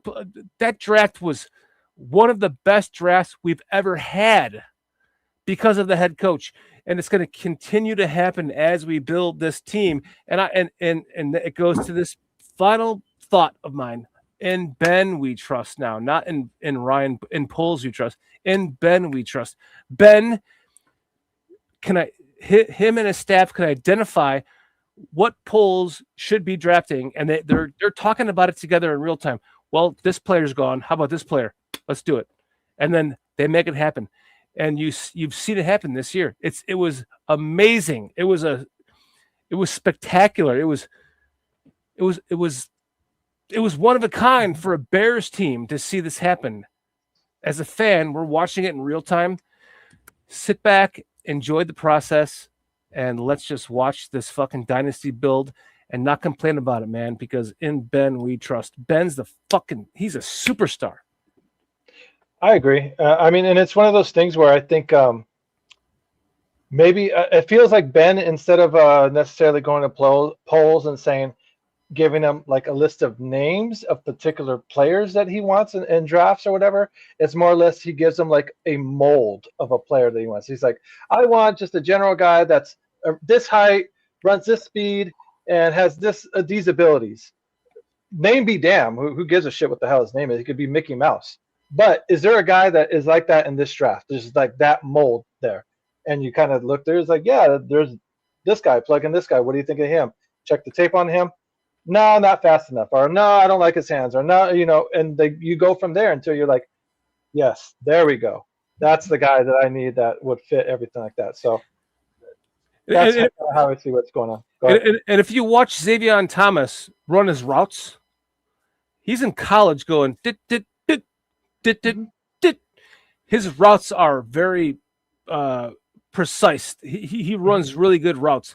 So that translates into Ben Johnson's offense, where your route needs to go and you're running. What's that play called where you go out, you go up, out, and then in? That's a specific play that everyone calls. I'm a fucking idiot. I don't remember what that play is called, but you run out like 5 yards. You run out like 5 yards to your left, and then you go 15 yards to your, or you run out 5 yards, 5 yards to your right, 15 yards to your left. It's like a specific play that everyone calls it. I'm an idiot. I'm just a Bears. I'm just a measly Bears fan. I don't know how to call these plays, but it's like sounds like McCaskey.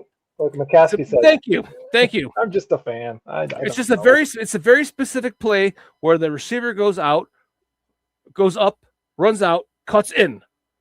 He cuts out, and then he cuts in. Boom. There he's you go. wide open. Chris Sprouts? Someone's wrote in the chat, Relentless. Mikey's saying Chris Sprouts. No, it's called something else. It's called was a zig route? Maybe like a zig route. It's more like a. It's trivia for guys in the chat, I guess. I am just a meager caveman, Bears fan. I know not what I talk about. I don't know, but I'm just it's a very specific route that everyone talks about. Boom, boom, boom. Now you're open. So you go out, you run to the sideline, you run out, you cut, go to the sideline, cut back in, boom, you're wide open. Then you take that for basically a slant all the way to the fucking house. We're going to see that happen this year, my guys. We're going to see that happen. That Xavier Thomas is going to be a fucking stud in this offense. I promise you. Sproles is called out and in. Out and in. No, it's called something else. All right. It's one of those things where I guess if you hear the name of it, you'll know it when you hear the name type of thing. Yeah, it's like a. God. All right. I'm just a meager caveman. I know not my play calls. You need AI sitting at your desk to answer. Yeah, for sure. Yeah, 1,000%. Yeah, they work for free too. I hear. So yeah, why not? For a couple of questions. Right. For a couple of Wonka bars. So me personally, I'm excited about what we're going to see with this 13 personnel with that running back Xavier Thomas in the backfield and then maybe even Kyle Monangai too, or like Luther Burden spread wide, like on a single back offense with Xavier Thomas in the backfield that all of a sudden splits out in a 13 personnel. Game over, dude. I for sure, I think Ben Johnson's really excited to see what kind of mismatches he can kind of put together and whatnot.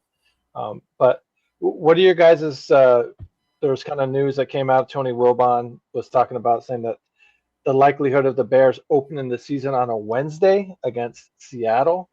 What do you guys? Fucking Wednesday? Yeah, that's what threw me off too. On a Wednesday, I'm just like, what? So not even Thursday now? So they're still gonna have a Thursday game, but we would be the season opener on a Wednesday night. Trying to get every day of the weekend, dude. Oh my goodness! I mean, so I left this Tuesday. I think this is getting a little ridiculous. I mean, me personally, like Thursday, you're already pushing it with Thursday night football, and then you kind of were doing Friday games with Christmas and all that stuff. So it's one of those things where the NFL seems like they're talking out of their ass with player safety. Let's add an 18th game to the season, and let's 1,000%. That's what. Just keep it real. Just keep it real, like because you're not fooling anybody with these BS excuses. So they've talked about this game for I don't know how long that it's opening on a Wednesday night, but I mean it's just like it's going to be one game and then they're off till Sunday.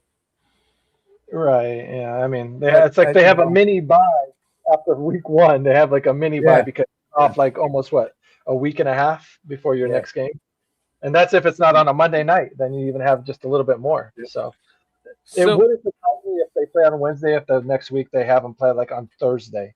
Because then that would almost be like a week off at that point. Yeah. How many games do they always have? 2 games every Thursday to start the season? Or was it just one on Thursday nights? I'll be right back. I gotta take a leak. They're not gonna have the same team play each other. Yeah. You know what? That's a good. I'm trying to remember if that's what they did last season. If there was 2 games on Thursday. I mean, I don't remember either. I don't think so. I think it was just the one, but I mean, I my memory's not the best, as my wife tells me. So I mean, who knows? But I mean, if they have one on Wednesday, I would think it's really unlikely that they would have 2 on Thursday. This year, maybe. Maybe that's the next Thursday you're talking about. Oh, okay. I thought you meant the kickoff. I don't remember. I know week 1 because it started on a Thursday night. Yes. One game. So I remember that. We were on the air and I was watching it. That's how I remember it. You are right, though. We're on the air every Thursday, whether the game's on or not. Oh, okay. I remember because I was sitting there on the air watching the game in one eye and talking to fucking knuckleheads like you and me. Right. No, I'm joking, dude. I paid attention. No, I hear your priorities for sure. Mom always said I was a multitasker. So, but. Yeah, no, I do think you're right. Later on in the season, they did have doubleheader Thursday night games because they're kind of getting reamed out, saying that some of these Thursday night games really suck. You know what I mean? Do we really? So it's like, all right, we'll give you 2. Yep. So, but those are supposed to be those games that suck that are going to suck. Those are supposed. In my day, they were all Sunday at noon and nobody saw them because they just Cleveland and Green Bay. You saw it in Cleveland. You saw it in Green Bay and Cleveland, and that was it. And I'm talking the 70s when they were both not good at all. Right.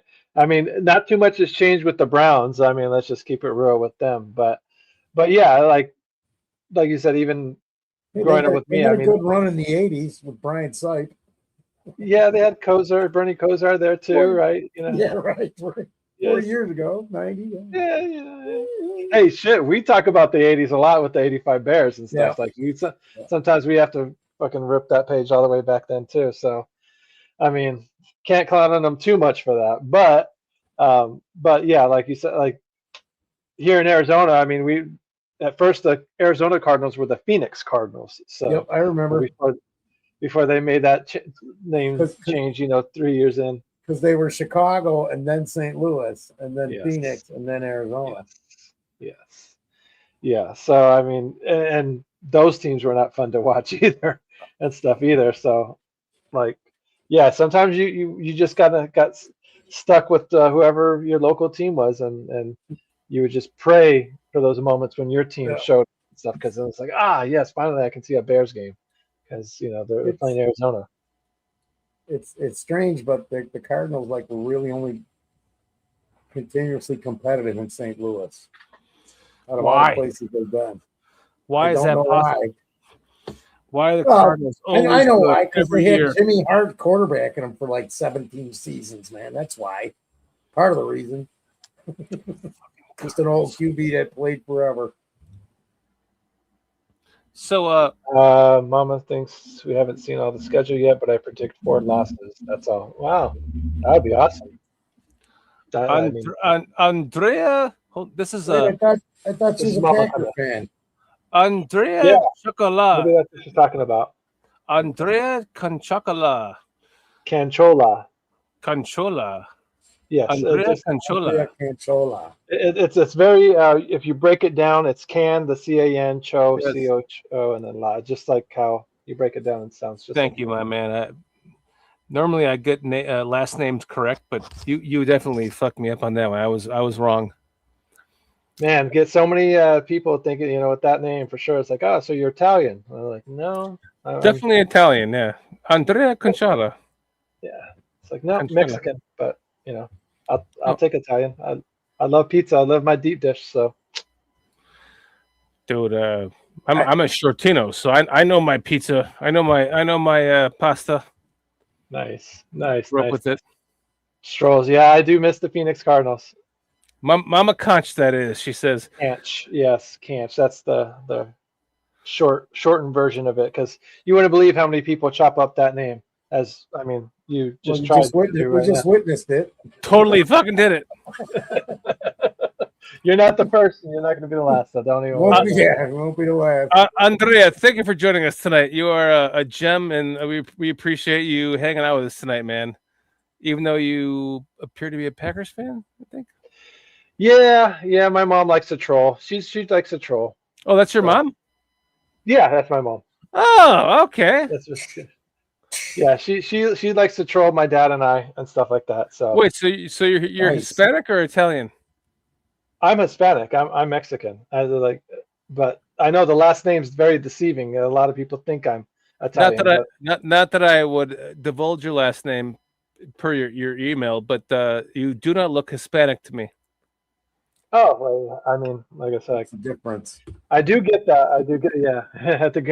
At the end of the day, yeah. Can you Hey, Commish, his last name. I'm legal. That's all that matters, is I'm legal. Are you sure you're legal? Can you speak Spanish? No. You liar. No hablo español, brother. I Commish, you know what? It doesn't matter. Shorty's last name is Shortinez, and he's not legal. And Shortino, you fucking. It's Shortinez. Shortino. That sounds like a name. That's your Hispanic name to me. Shortinez, yeah. No, it's Shortino. I tried to get more diversity into the show, so I made him Shortinez. That's why I go by short. That's why all my friends growing up called me Shorty, because of my last name, Shortino, Shortino, Shorty. So I'm like, I spelt my last name on the show SCIORTY, Shortino, half of Shortino. But then Foster started calling me Scroty. You fuck. So I'm like, now I actually have to spell it phonetically, SHORTY, Shorty, on the show. That's Can I ask you the Scroty fits. Can I ask you guys an uncomfortable question? Of course. Yeah. So, what are your guys' overall thoughts, or what do you think the final result's going to be regarding the Bears and the stadium situation? Do you think they stay, or do you think at the end of the day they end up hopping the border? I think they stay. Okay. Not what you want. I know we all want them to stay, but just at the end of the day, I think they stay. Yeah. I'll Okay. tell you a little story. Back in 1974, George Hallis was one. Oh, Jesus Christ. No more of that fucking shit. I don't hear this fucking stories about the 70s. Go ahead, Foster. It's a classic. George Hallis didn't want to be Shortest story I've ever heard. George Hallis didn't want to be under the Park District Authority. He was trying to move the team to Arlington Heights in like 1974. Things were not going to work out at the time. I've said since the beginning that they're going to end up in Arlington Heights. It's all political fucking bullshit. That's the problem. Excuse my language. But that's the biggest issue is which scumbag doesn't get their piece of the pie or this or that. Gotta get, I think, so the new stadium in LA, they're paying $8 million in taxes. Scroll says that he thinks they're moving to San Diego. I keep saying they should just go back to Decatur. There's plenty of fucking room. Exactly. Me too. Plenty of room to build a stadium, right? I said this exactly. Go home. People drive out there. It'll increase revenue. Chicago won't like it. The mayor won't like it. The governor Who gives won't a like fuck? it. They've got plenty of land right throughout the state because people travel there to see it. You can build everything, but it's going to end up in Arlington Heights because there's too much money to be made by everybody but the taxpayers. Those are the ones who are going to pay for it again. Yep. There. Yeah. Foster covers tax fraud in the state of Illinois regarding the Chicago Bears. Plenty of room. Film at 10. Oh, did you do that again? No, I didn't do it. I did it. Okay. All right. I was like, oh. It's like an old commercial in England in the 70s. Yeah, the Matrix. There you go. Exactly. No, you're right though, Foster. I said this to my wife the other day. I was like, just go back to fucking Decatur. There's plenty of land. Build a stadium there. Fuck them. Call yourself the Decatur Staleys all over again. Rename your team. I would be happier with that than them going to fucking Indiana. Let me just put it that way. Yeah, I mean that would be heartbreaking. It's one of those things too where I think it just gets. Just me personally, I hope they obviously they don't do it because I think this is me worst case scenario here. I think it's only a matter of time if they go over there, that Indiana will eventually try and fight to switch it from Chicago Bears to Indiana, whatever. Like, and it may not be immediate or whatever. It could be 5-10 years down the road. But I think that would speed up if the Bears win like a Super Bowl while they're in Indiana. Because then I think they're really going to be like, hey, what the fuck? How are they still like they should be called like they're winning championships when they're in Indiana. So I think that would complicate things because if that were to ever happen, then what do we do if they're in 5 years after that point? The name ain't going to change, Commission. You know the Giants have been playing in New Jersey since 1976. So the grandfather name ain't going to change, but they're not going to go to Indiana. Like Mikey said, they would have already pulled the trigger. The problem is they won't own the stadium and all that shit. It's the same thing as Soldier Field. So why would you go? I'm just saying. No, that's fine. And I get the name and I get that historic. Like it kind of happened to another historic franchise in the Raiders. You know, going from Oakland, like they switched from Oakland to Vegas. They're still the Raiders. Don't get me wrong. Well, they were in LA already too and went back to Oakland. Right. But I mean, switching your name while you're still in that same state of California and you're just kind of going to a different town is like whatever. You're still in the state of California. Well, I guess you could be the Oakland Raiders, but LA probably wouldn't have allowed that. Yeah, LA didn't have a football team forever. I'm insane. Right. I mean, they had the USC. USC was their football program. LA for the longest time. Did you? Like I said, go ahead. Did you read what the Carl says in the chat? Hey, Care Learning Center.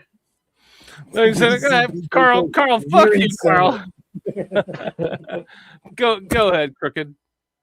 Sorry. No, I'm just saying, like it would be one of those. It would be a nightmare scenario because it's like one of those things to where if more time goes down the road and the NFL realizes like, hey, we do need a franchise in Chicago. The NFL's not the same with that, and they get an expansion team, and then it's like, I think it just muddies up the whole effing thing because then it's like, you're going to have a whole different fan base. It's like, oh shit, do I still root for the Bears or do I root for this new Chicago expansion team that comes along now? And it's just like, All right, take them off, cut them, pull them. You're getting pulled. You're getting pulled. You're pulled, crooked.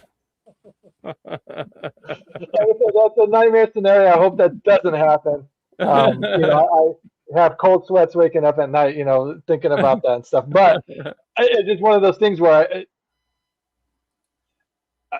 talking about horrible situations like that, if they ever do occur, it's like kind of learn to deal with it, or kind of like not so surprised by it. And you can kind of like, all right, how do I fucking rationalize this, or how do I come to terms with this and stuff, instead of being like, what the hell, this completely caught me off, left guard. That was a hook from left field there. So that's all, but definitely don't want that to happen. And we can move on from that. They just better never go to Wisconsin.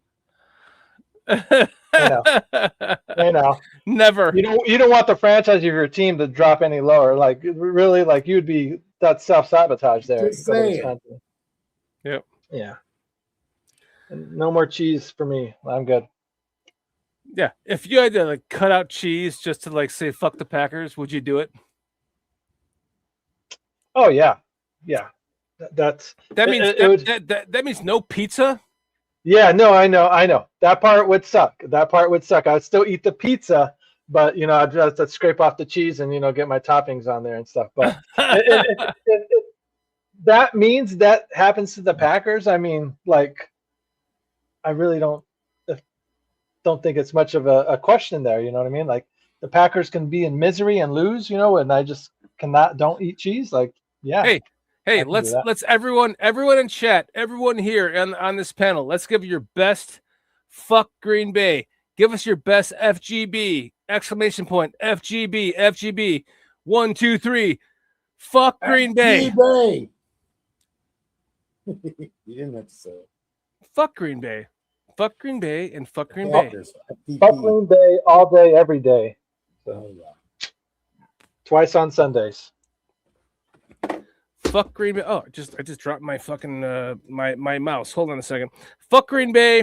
Fuck Green Bay. Fuck Green Bay and fuck Green Bay, and then fuck Green Bay twice on Sundays.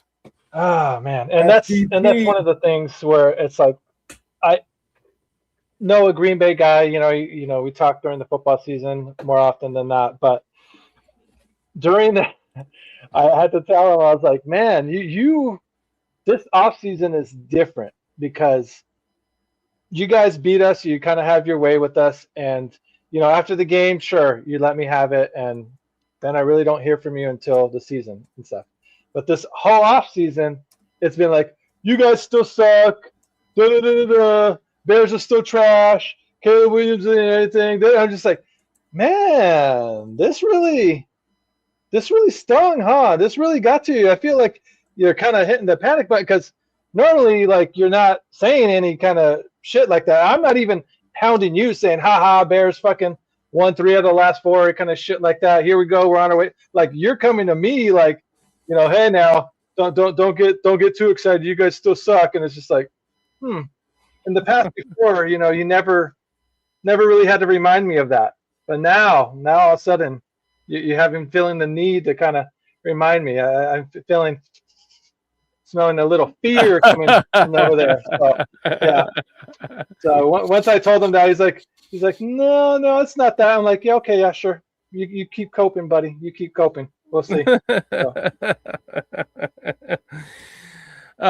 We're going to see a lot of fuck Green Bay coming on this year, man, because they're going to be feeling it, man. They know it. Their fans feel it right now. They can feel it. They can feel it, my men. They can feel it. Hearing them talk, looking at last season when we picked Loveland and seeing, Wisconsin, talking about, oh, I love that pick for them, and that's such a bad pick, and and this and that, but then seeing how Loveland kind of had their way with them towards the end of the season, it's kind of like, how you like them now? You still love them? You still love that pick? I hope so, because we love that fucking pick. We love Loveland. That's the Loveland Heart Tour coming your way. So make sure you have your ticket ready to go, folks. Bearsky saying he has the perfect video for fuck Green Bay. Send it to us, man. I'll play it right now before we end the show, man. Yeah, Because Bearsky, I love you that much. Yes, no, for sure. Like Bradbury puts together great work. Like he's come on our show a bit as well and talked Bears football, so he definitely knows his stuff, like you were saying earlier and stuff. So stop with that. Your mom's like, stop with that with the slander. Your mom's putting you into place, my man. Can't promise anything, Ma. Can't promise anything. I'll Don't try say my that best. Don't say that anymore, guys. I just say fuck the Packers.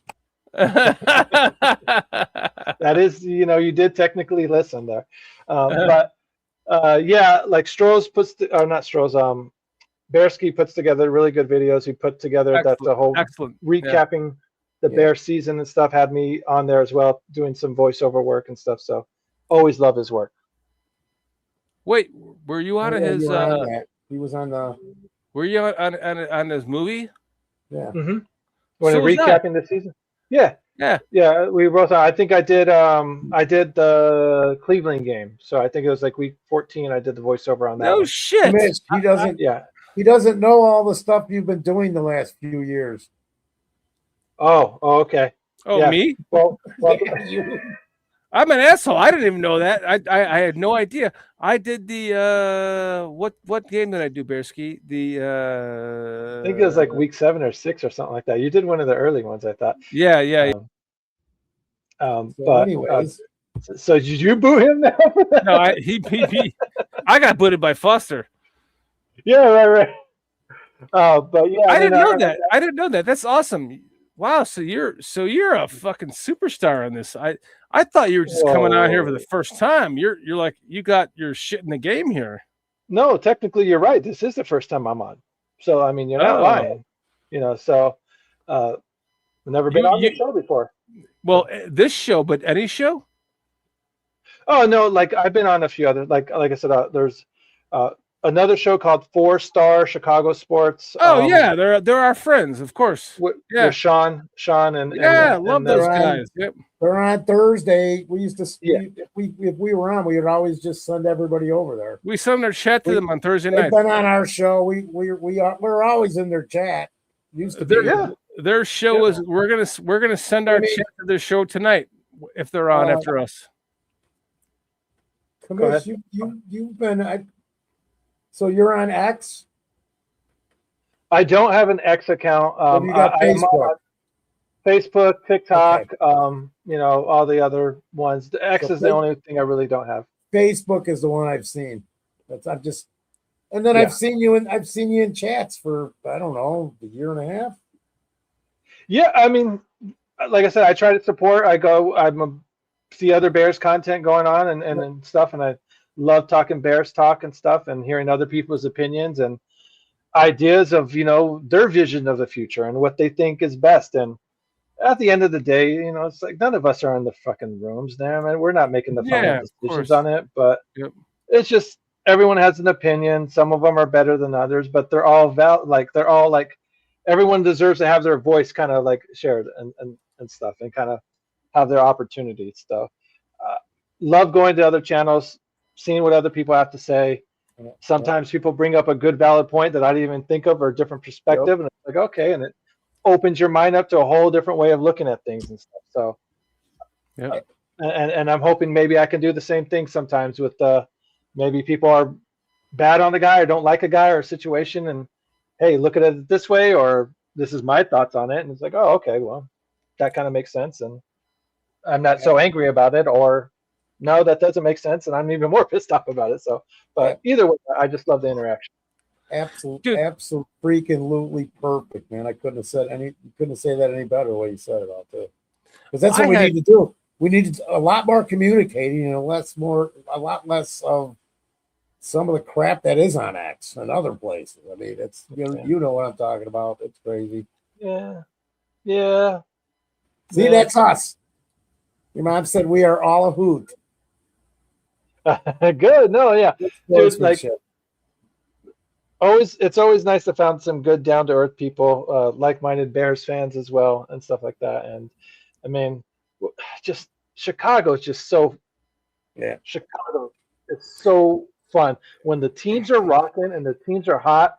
There's not a better sports city in the. I know there's New York. I know Boston has their teams and whatnot, but nah, when Chicago teams are rocking, get the fuck out of the way, every other fan base. Just It's Chicago. Jesus, I mean, they said the other night when the walk off with PCA, or no, when PCA hit that home run, the Cincinnati fucking radio station was like, this stadium is rocking, like the booth is shaking. And I mean, and shit, they were saying that over at the Bears stadium too when the Bears were going crazy and Caleb was being the Iceman. Al Michaels said it was the first time, and I forgot how many games he did, 18 or 20 games over like 38 years. The first time he ever felt that at Soldier Field. Because he was basically, he's pretty close to being there because they only moved there in 71.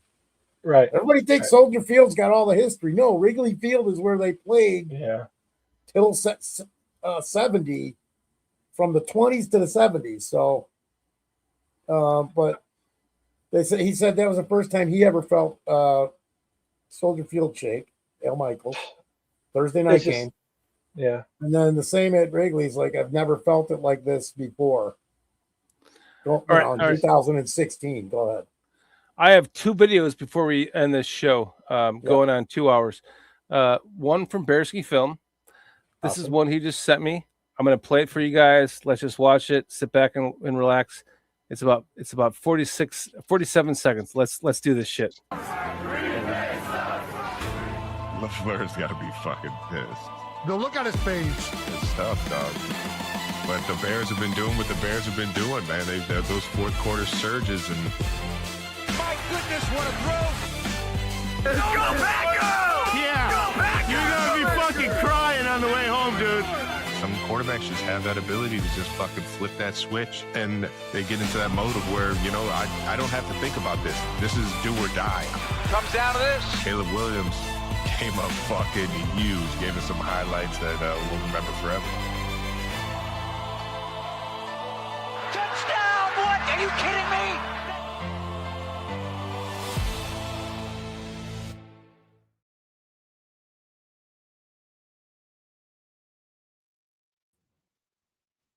Should have taken the field goals in the Rams game. Sorry. Yeah. A lot of different things. Oh, you're on mute. You're on mute.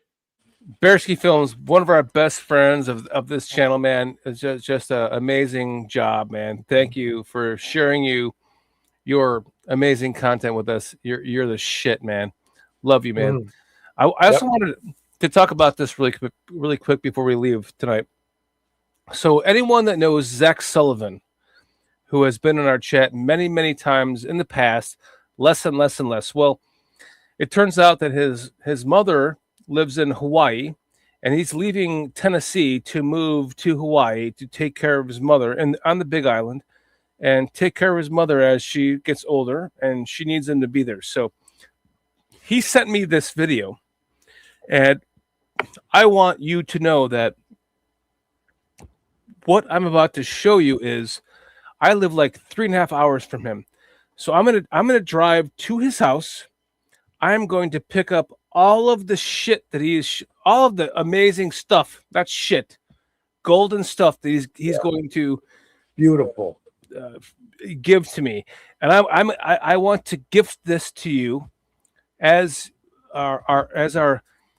Well, I'll figure out how to do this. Maybe within our members' content or something like that. But I want to gift some of this that you're about to see from Zach Sullivan. He's moving from Tennessee to Hawaii, and he cannot keep any of this stuff. And he is gifting it to me, and I'm going to try to gift it to you guys in whatever way that I can. Maybe we'll do some like I don't know, some giveaways or some shit. But just check this out. Some of this stuff is already taken, but the rest of it, we'll figure it out when we get to there. But here's the video from Zach. Hey, Shorty, it's Zach, man. Hey, you want any of this kind of stuff? Get all this this bear stuff, man. Got some bear stuff over here. We're moving or whatever, right? So I'm looking to get rid of some of this stuff. I don't know how I'd get it to you. I guess you're in down Atlanta way or something, so we could, I guess, work something out. Or if you're gonna get stuff up to PJ and maybe he can sell some stuff off, or get it to some people in Chicago area. But I gotta, made some Bears barroom clocks and stuff, you know, way back when. But I got a couple clocks up there, and I got a bunch of the Bears stuff. But yeah, we're selling and moving off, man. So let me know if any of this stuff would work, man. Later. So I'm gonna drive up to his house, like 3.5 hours away from Atlanta to Tennessee, where he lives, and I'm gonna stuff all that shit into my vehicle and bring it home. And I'm going to, like, there's a couple of Barroom Network clocks. Do you know what the Barroom Crooked? Who? The Barroom Network. Yeah. Okay. So he's got two Barroom Network clocks he's giving away. Okay. And then all those, you know. Yeah. A very nice collection. Frames with the fucking jerseys in them. Jerseys. So me and my crew will pick through the main ones that we want, and then we'll be giving away the rest of them. And it will be like we'll do like a special where we give away those, you know, some of those jerseys on the wall. I'll just re-show this in case you didn't recognize it. The jerseys on the wall are going to be the main things. Here we go. Hey, Shorty, it's Zach, man. Hey, you want any of this kind of stuff? Get all this this Bear stuff, man. Got some Bear stuff over here. We're moving or whatever, right? So I'm looking to get rid of some of this stuff.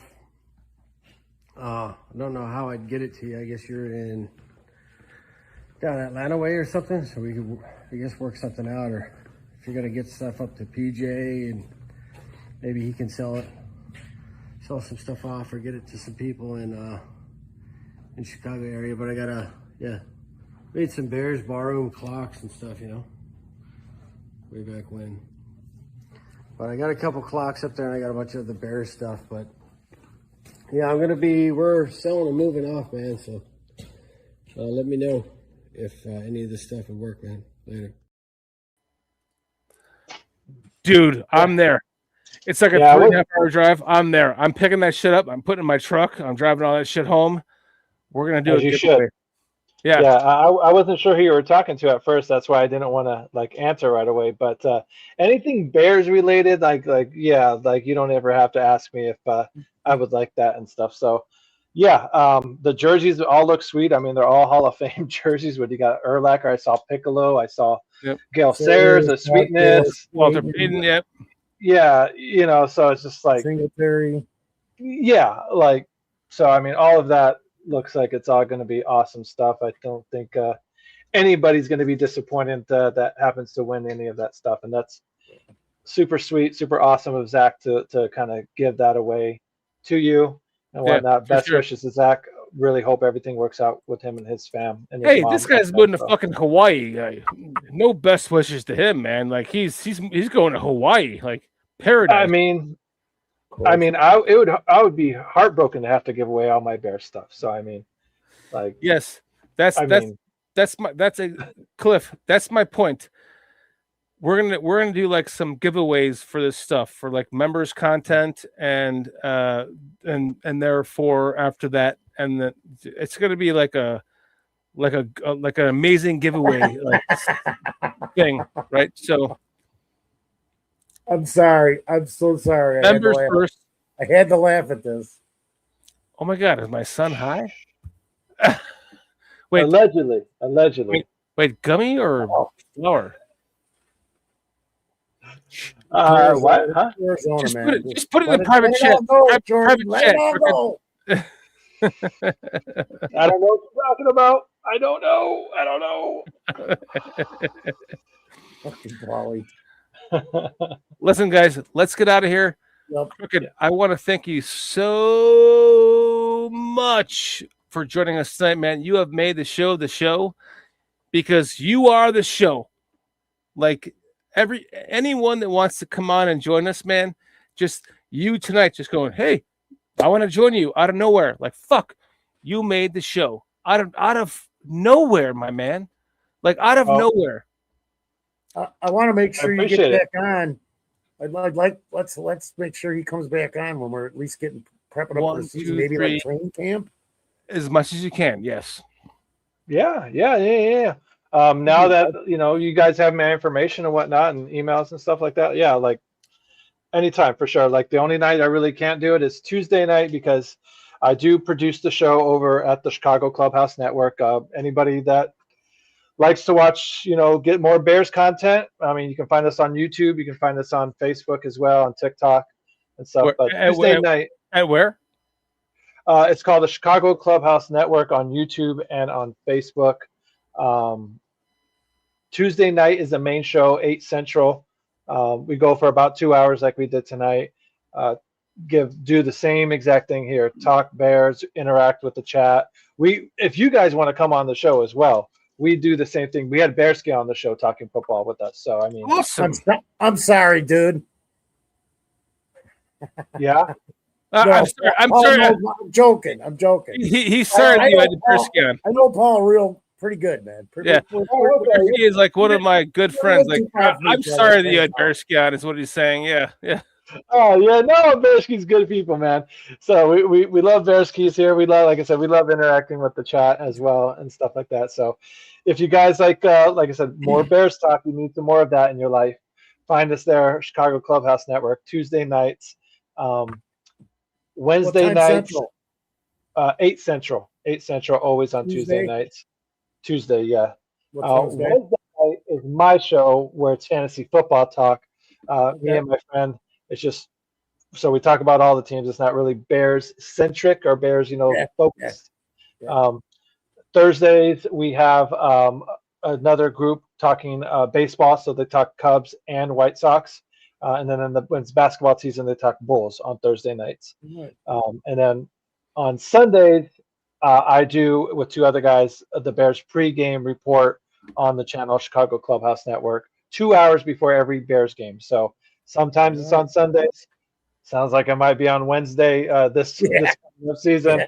So no matter what day it falls on, 2 hours before every Bears game, the Chicago pregame report, me and my 2 other co-hosts talk Bears, get ready for the game, and chop it up. You got any hockey? We don't have. Do you follow any hockey? Because you brought that up earlier. Yeah, so I'm a Hawks fan. I do like the Hawks. I don't watch hockey outside of that too much. Okay. But you know who this Chiefs? Is? The Chiefs? Yes. No. Okay. No. Don't know Charleston who that is. Chiefs. Never heard of them. Okay. No. Yeah. Don't fucking listen to that guy. He's out of here. No, and it's even with hockey. I'm not gonna lie. Like, I'm not into the Hawks, or I don't watch as much of the Hawks, I should say, when they're struggling like they are. But definitely when they're hot. Yeah, I mean, when they're hot, I know Bedard's cooking and is up and coming, and they do got some superstars on their way there. But when Taves and Kane and Saad and Corey Crawford, when all those guys were fucking rolling, man, it's. Like I said, Dude, when I was going, like you said, Chicago's just a fun sports city, man. I am a Bears fan, period.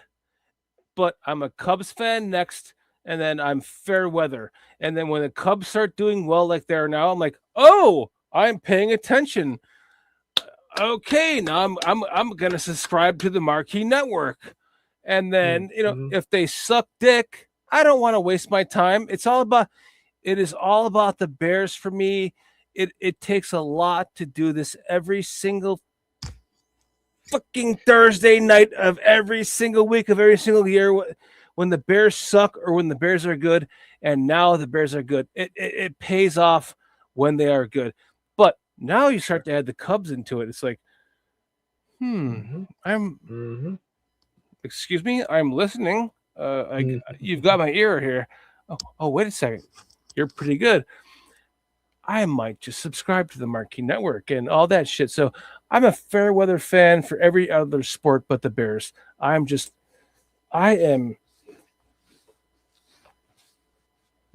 Bears. I am Bears. I got my You sleeve bleed under orange my and navy skin. blue. Yep, under my skin. That's it, my man. But I did not know that you had this much influence in the rest of the Chicago sports community, and I'm really impressed by that. And I'm very impressed by that, I should say. And thank you for sharing that with us. That's very impressive. Yeah, absolutely not a problem. I really didn't think I had that much influence as well. I was surprised that Foster has heard of me or heard of me and stuff. But I'm still. There's a lot of competition out there. Like I said, a lot of Bears fans out there, big Bears nation out there. So I mean, the fact that I'm being heard of is, very blessing and an honor. That's part of the thing. One of our other things is we just build the whole community like 4 stars and the bar room and us and there's Bearski. I mean, the list goes on and on. I can't think of stuff off the top of my head, but we've even got a Green Bay Packer podcaster who is a fan of our show. A couple guys from Detroit, same thing. Yep. So it's a community, man, and this is our Thursday night therapy sessions because for a long time as Bears fans, we needed them, especially prior to the season. So everybody in this chat is like here every week, man, for years because of therapy. Because of therapy, right? No, it's like what you do too. It's the same thing, man. We may joke around a little more. I'm not, we just try and make it an entertaining evening, and we throw in our Bears thoughts and conversations and interact with the chat, which we probably let them off easy tonight. They probably were relieved. Probably is. I mean, I see a lot of familiar faces on there as well. I mean, Strolls is a name that I see on other pages and interact with him as well. Ron is another one. So, I think my dad just popped in there as well. He's been listening for a while, I think, because about 15 minutes ago I put it up there. The Rick Controlla one? Yep.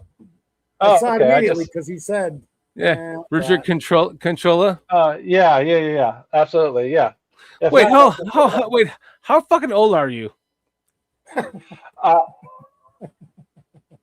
I'm 32. I'm in my 40s. I'm 44. Oh, wow. Good for you, man. He can't figure out when you started naming players and going Matt Forte and stuff and all. He can't figure it. He can't even get an average out of it somehow. I don't know. Totally threw me off, man. Yeah. My first Bears QB growing up was Jim Harbaugh. That was when I started watching. I remember watching him. Oh my God, I love Jim Harbaugh. Steve Walsh. Occasionally, when Harbaugh would get hurt, and then my first really Bears receiver that I really remember cheering for hardcore was Tom Waddle. Oh my God, Tom Waddle! Like, just throw it to Waddle. He catches everything. Why the hell don't they just throw it they throw it to anybody else? Because he got knocked out 4 times a game. Smelling salt to wake his ass up like, oh, okay, I'm good. I think he's got like 24 catches. Yeah. That's it. But I mean, he should have never even made the team, man. It was all gut and just might and heart. Yeah, I mean, hey, that's kind of like how Pittsburgh kind of is a blue collar thing. I think Chicago is very much in kind of like in that same thing. They love guys that don't mind getting their hands dirty and don't mind putting the work in and getting the job done. So I mean, I love the one you hear it on his show every day, but I still love it because it's Pat Summerall saying. He's not fast. He can't jump. He just gets open. I mean, hey, when there's a will, there's a way. I mean, this is all that comes down to it. So, that's why I love the game too.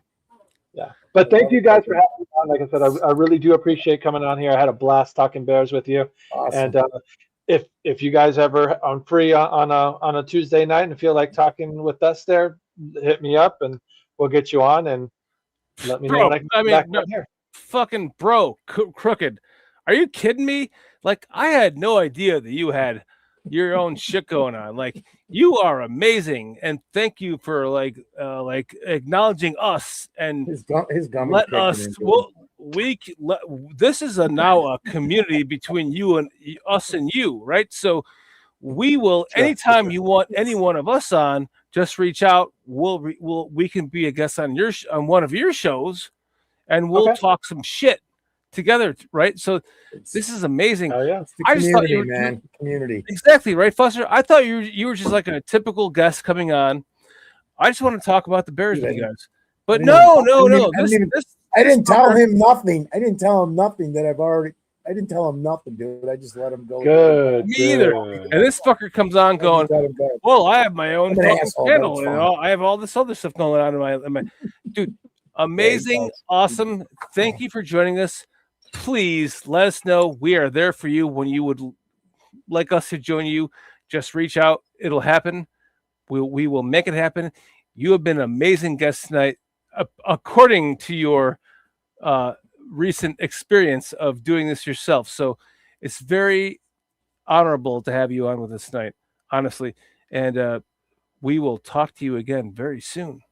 I promise you that. Dude, it's just a straight up pleasure. And if you're unlucky, we'll talk again like this. If you are that unlucky, you will be our friend. Yeah. I've been known to be an unlucky guy at times, so I'm sure it's gonna happen. So every Thursday when I see Shorty, that's how I feel. Tell your lovely mother and father that we said a happy good night to them, and we love and appreciate them for being your parent. And thank you for joining us tonight. It's been an honor and a pleasure, and we cannot wait to have you on again with us, and vice versa. So we have emails now shared. I will share phone numbers with you. Just send me your phone number. I'll give you mine via email. We'll make that happen quicker, right? Okay. Yep. And then let's talk in the future, man. You have been a great guest. You're amazing. I wish you well in your future with your channel and everything that you're doing and your family. And love and appreciate you for doing this with us tonight. And we will see you guys next Thursday. Keds the Connect. Good to see you, Keds. Keds! Fucking Keds. I've been on Keds shows as well. By the way, Keds started off on this channel. Oh, awesome. Keds is awesome too. Just so you know, he started off on the channel. We love Keds.